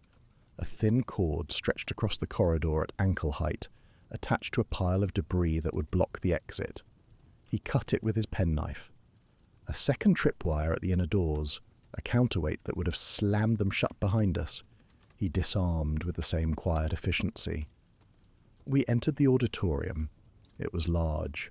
Rows of seats stretched away toward the stage, draped in dust and cobwebs. The ceiling was lost in shadow, and from it hung the skeleton of a chandelier. The walls were panelled in bare grey wood, and along both sides ran a gallery supported by iron columns whose scrollwork had rusted to the colour of dried blood, and at the far end on the stage a single lantern burned. It sat at the centre of the stage floor, its amber light casting a circle perhaps 10 feet in diameter. Within that circle I could see a wooden chair, placed with deliberate precision at the exact centre. Behind it, ragged curtain strips hung from the proscenium arch. To the left, a staircase led to the gallery. To the right, the dark mouth of a wing entrance. Holmes studied the stage from the back of the auditorium. "The chair is placed for a performance," he whispered. "The lantern is positioned to blind anyone sitting in it. He intends to deliver his monologue from the gallery or the wings. A trap. A stage. To him, there is no difference." We moved down the central aisle. Holmes walked to the stage, mounted the steps, and stood beside the chair in the circle of lantern light. He did not sit. He placed one hand on the chair's back and looked up into the darkness above. "Good evening, Edmund," he said. His voice carried across the empty theatre with the clarity of a man who fears nothing. "I have read your letters. I have followed your clues. I am here, as you intended. The stage is yours." Silence. The lantern flame guttered once, then a voice, thin, strained, vibrating with emotion, echoed from the gallery. "You came. I knew you would." A pause. The shadow in the gallery moved. I heard a floorboard creak. "Please, Mr. Holmes, sit down. The show is about to begin." Edmund descended the gallery staircase slowly, deliberately, every step measured.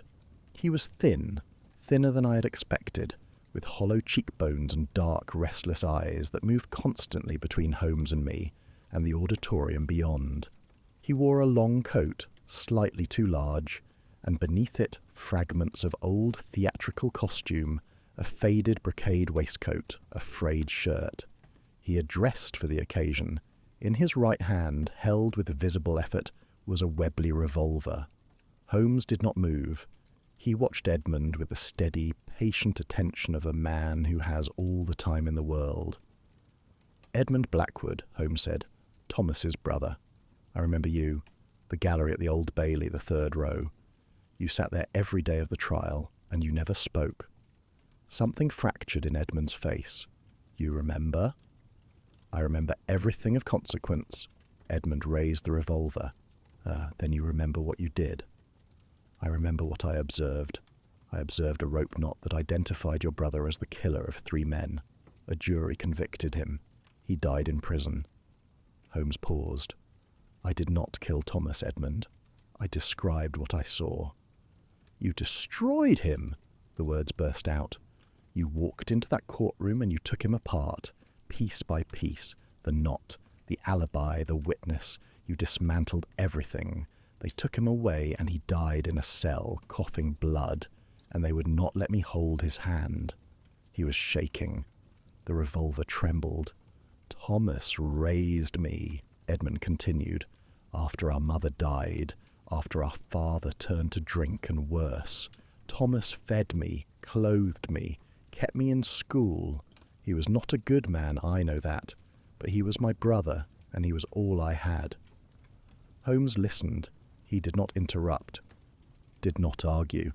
He listened with the full weight of his attention, and then, so naturally that it seemed like a continuation of his sympathy rather than a change of subject, he spoke. "Thomas was all you had," Holmes said gently.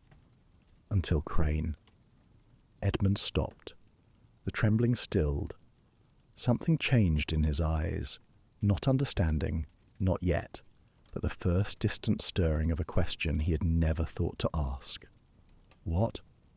"Reverend Crane, the man who visited Thomas in prison, the man who promised to look after you, the man who came to you 3 months ago and told you it was time to honour your brother's memory." Holmes's voice was soft, almost tender, but beneath the tenderness was the precision of a surgeon's blade. The man who told you which people to follow, who wrote the letters you placed beside the bodies, who supplied the stationery, the ink, the wax, who put a needle in your hand and showed you where to press it into the neck. Edmund's face contorted. That's not... Crane helped me. He was the only one who... He used you, Edmund, as a man uses a tool. He aimed you at the people he wanted dead, and he wound you up and let you go, and every step of the way he told you it was justice. It was not justice. It was his revenge, delivered through your hands. No. The word was a whisper. He loved Thomas. He loved his own guilt. He loved the narrative he had constructed, the faithful clergyman who failed to save a good man and was destroyed by the failure, and he found in you the instrument of his absolution. If you killed for Thomas, then Crane's failure was redeemed. Thomas's death had meaning. Crane's guilt had a purpose. Edmund was staring at Holmes. The revolver had dropped to his side, forgotten. His face was a battlefield, denial fighting comprehension, loyalty fighting truth, the desperate need to believe in someone warring with the terrible recognition that the someone had never believed in him. Ask yourself one question, Edmund, Holmes said quietly. One question, and answer it honestly.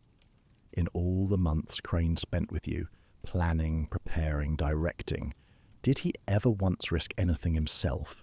Did he ever stand where you are standing now with a weapon in his hand and his life on the line? Or did he send you to the stage while he watched from the wings? The silence that followed was absolute, and then a sound from the dark wing entrance at the right of the stage, a footstep, a creak, the click of a hammer being drawn back on a revolver. That is quite enough, Mr. Holmes, said Reverend Tobias Crane. He stepped from the shadows into the edge of the lantern light. He was not wearing his clerical collar. He wore a dark coat, workman's trousers, and an expression I had never seen on his face.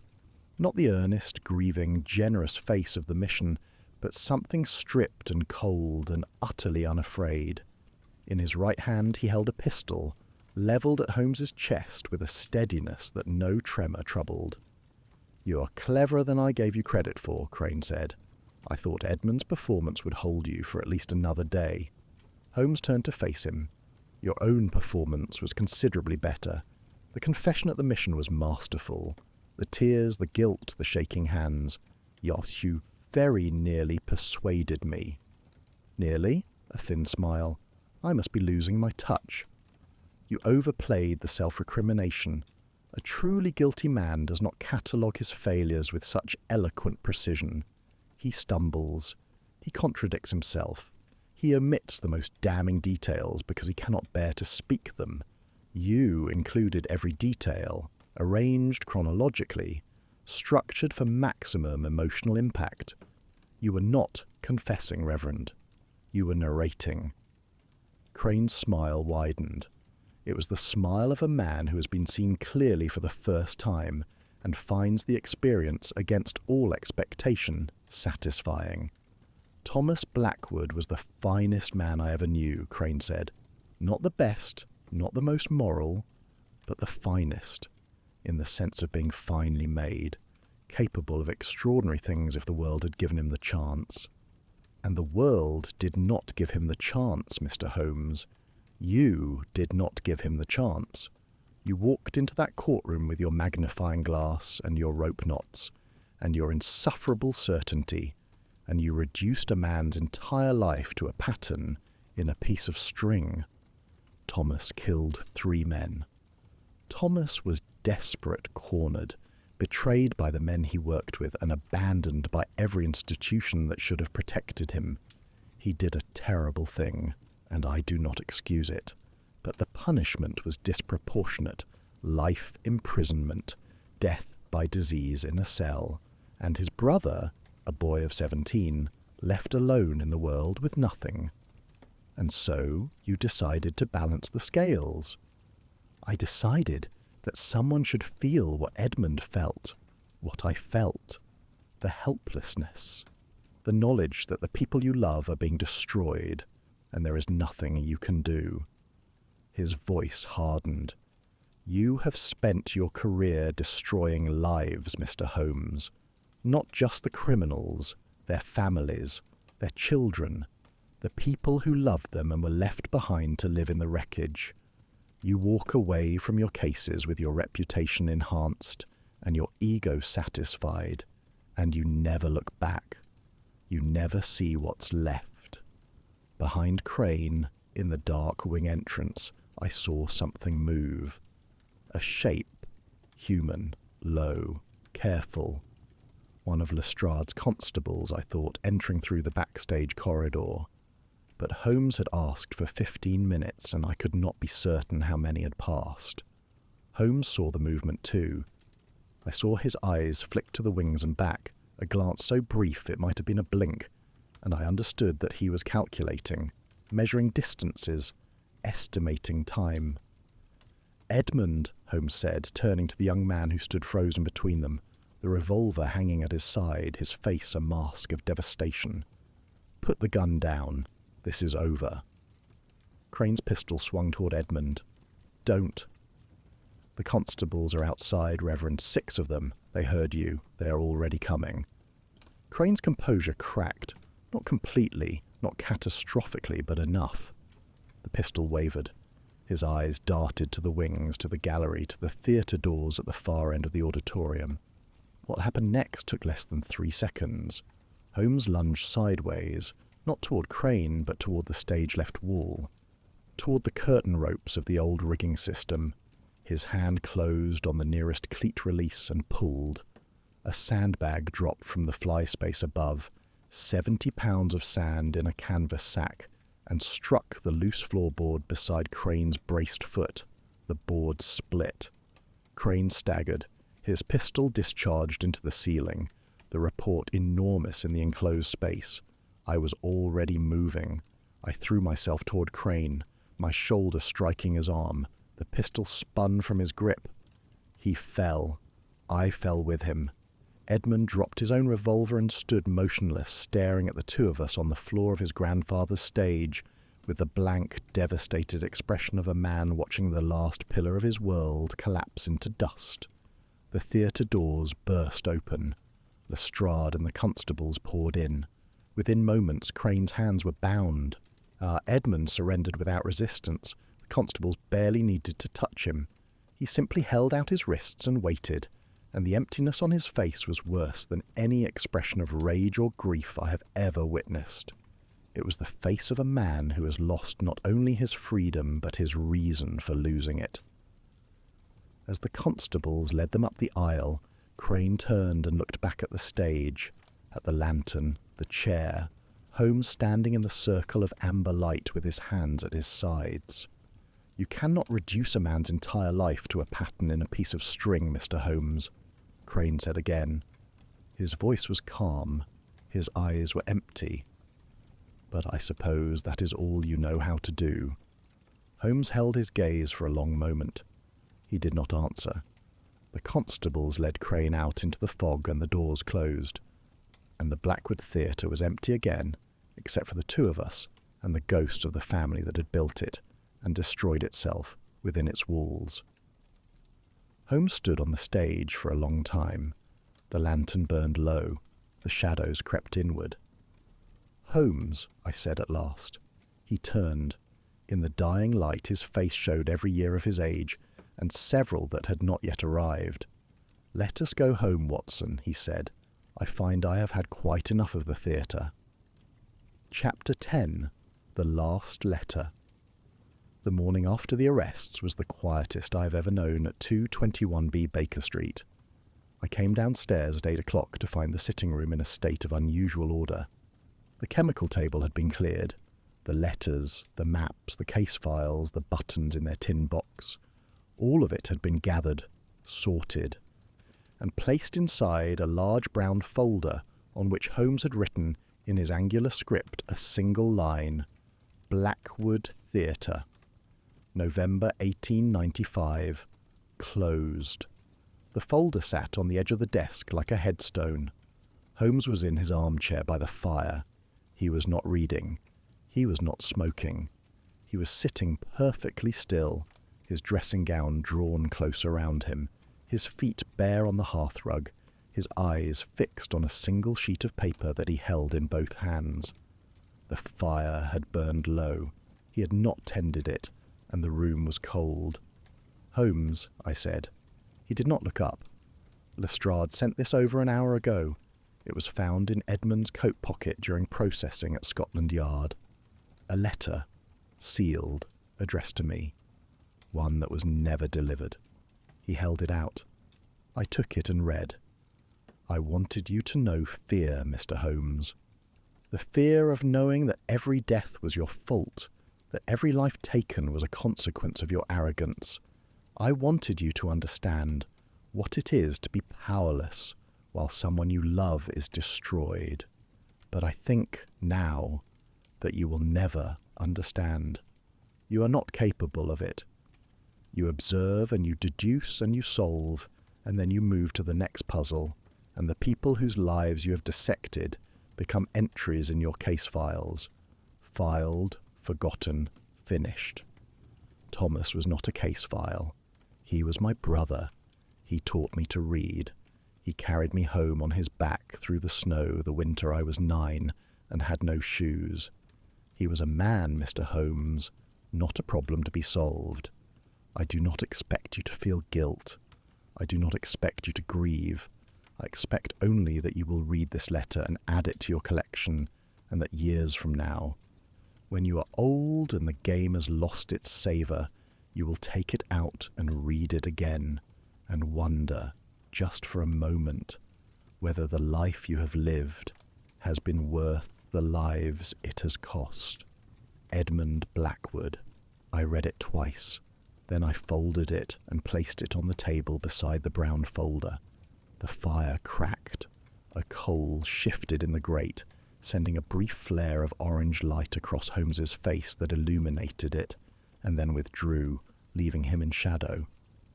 "He wrote it before the confrontation," Holmes said, "before we arrived at the theatre. It was his curtain call, the final speech, delivered after the audience has gone." "Whose words are they?" I asked. "Edmund's?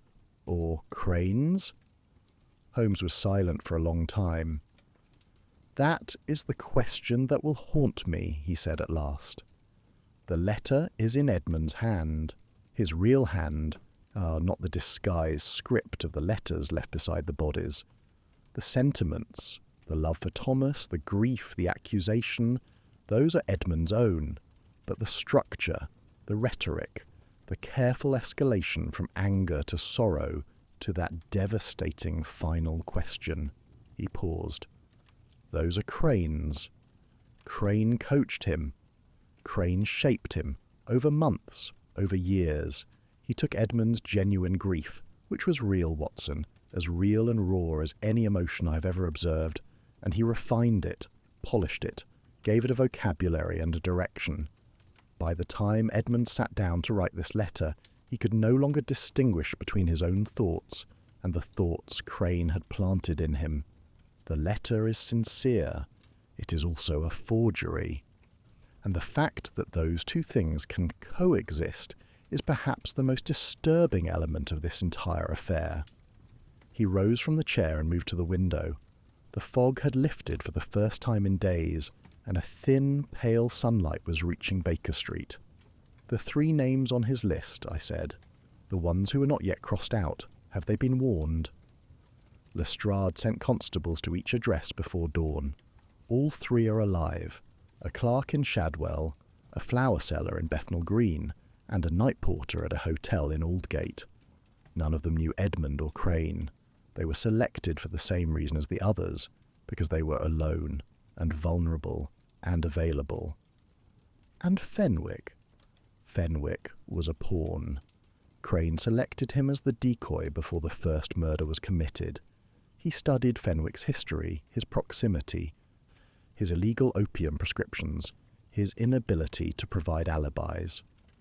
Crane knew that if Holmes investigated Fenwick, Fenwick's own guilt over the opium trade would make him behave like a murderer under questioning. The misdirection was not incidental, it was architectural. He turned from the window. Fenwick's opium trade is a matter for Scotland Yard. I have told Lestrade that Fenwick had no involvement in the murders, and that the evidence pointing to him was planted. Fenwick is a weak man, Watson, not a wicked one. I nodded. We sat in silence for a time. Mrs. Hudson brought tea and toast, which Holmes accepted but did not touch. "Holmes," I said at last, "I must ask you something, and I would be grateful for an honest answer." He looked at me with a faint wariness. "Crane accused you of reducing lives to patterns, of walking away from your cases without seeing the wreckage you leave behind. Was he right?" Holmes held my gaze. The fire had burned to embers, and in the dim light his face was all angles and shadows. "Crane was right that my work has consequences beyond the cases I solve," he said. "Every criminal I expose has a family. Every conviction leaves a wound in someone who was not in the dock. I have always known this, Watson. I have simply chosen not to dwell upon it, because dwelling upon it would make the work impossible." He paused. But Crane was wrong about something essential. He believed that because I do not dwell upon the consequences, I do not feel them. He confused composure with absence. He looked at me and saw a machine, a calculating engine that processes evidence and produces verdicts. He did not consider the possibility that the machine might also be a man, and that the man might carry the weight of every verdict he has ever rendered, not as a burden displayed for public sympathy, but as a private accounting that no one else is permitted to audit. It was more than Holmes had ever said about his inner life, more perhaps than he had intended to say. I saw him register the exposure and considered whether he would retreat behind his customary armour of detachment.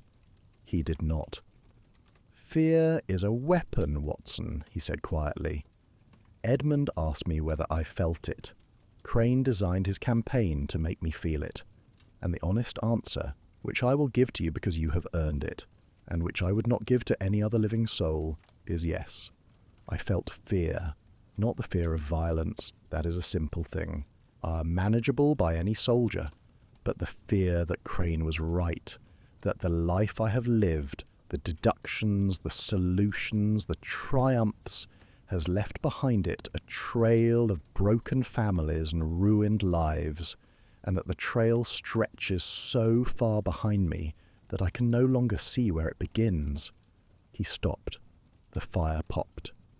Outside, a carriage passed on Baker Street, its wheels hissing on the wet cobblestones. "But I also know this," he continued. "Thomas Blackwood killed 3 men. Their families grieved. Their children grew up without fathers. If I had not observed the knot, if I had not testified, Thomas would have gone free, and the grief of those 3 families would have been compounded by the injustice of his freedom. Crane's arithmetic counts only the suffering on one side of the ledger. It does not count the suffering that justice prevented, or the suffering that would have continued if the guilty had remained at liberty. That is not a comfortable resolution.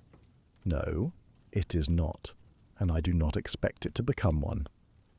He reached for his pipe, filled it, and struck a match with the deliberate precision of a man resuming a routine that has been interrupted by something larger than routine can contain.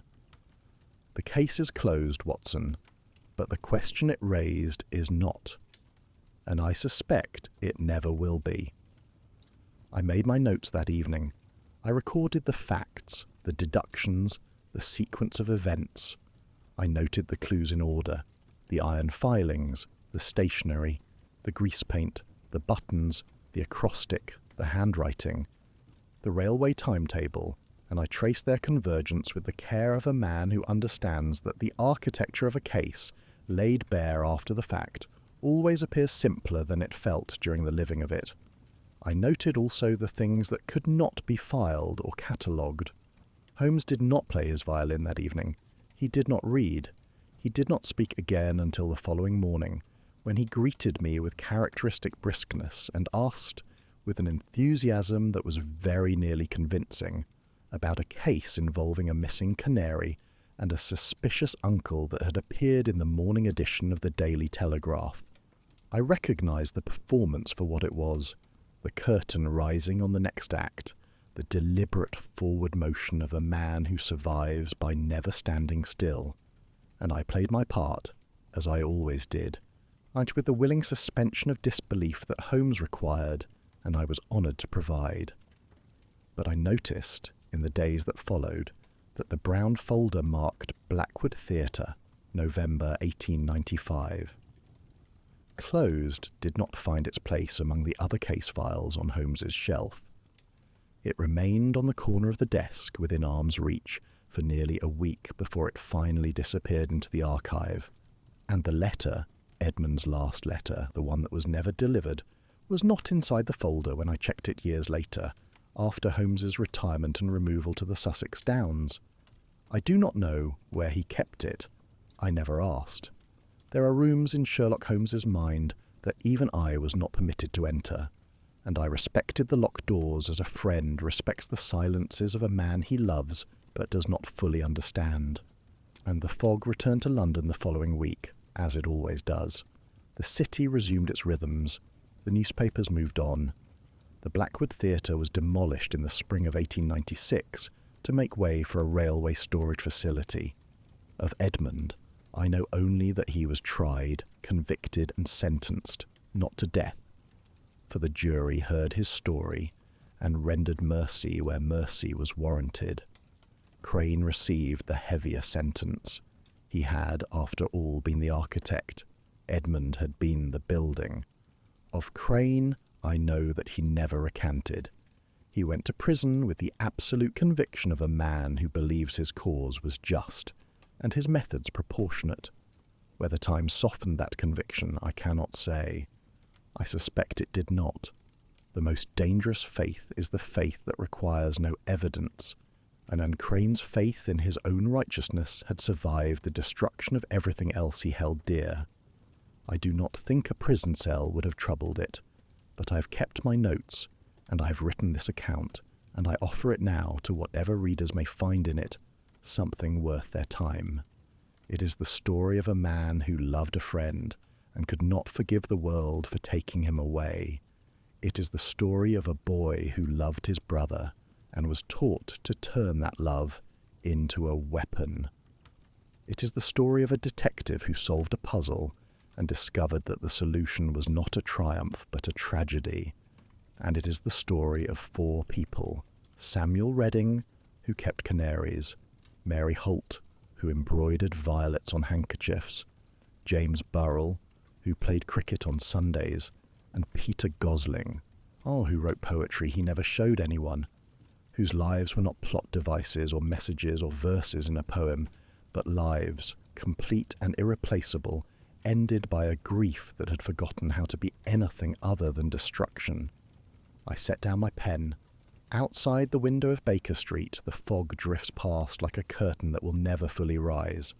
And somewhere in the silence of our sitting room, in a drawer or a pocket or a compartment of his extraordinary mind, Sherlock Holmes keeps a letter he has never shown me, written by a man whose grief was real, even if the hand that shaped it was not his own.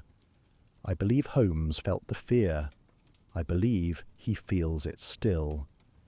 But that is not the kind of deduction one puts in a case file. It is the kind one keeps, unsigned and unspoken, in the rooms that even the closest of friends are not permitted to enter.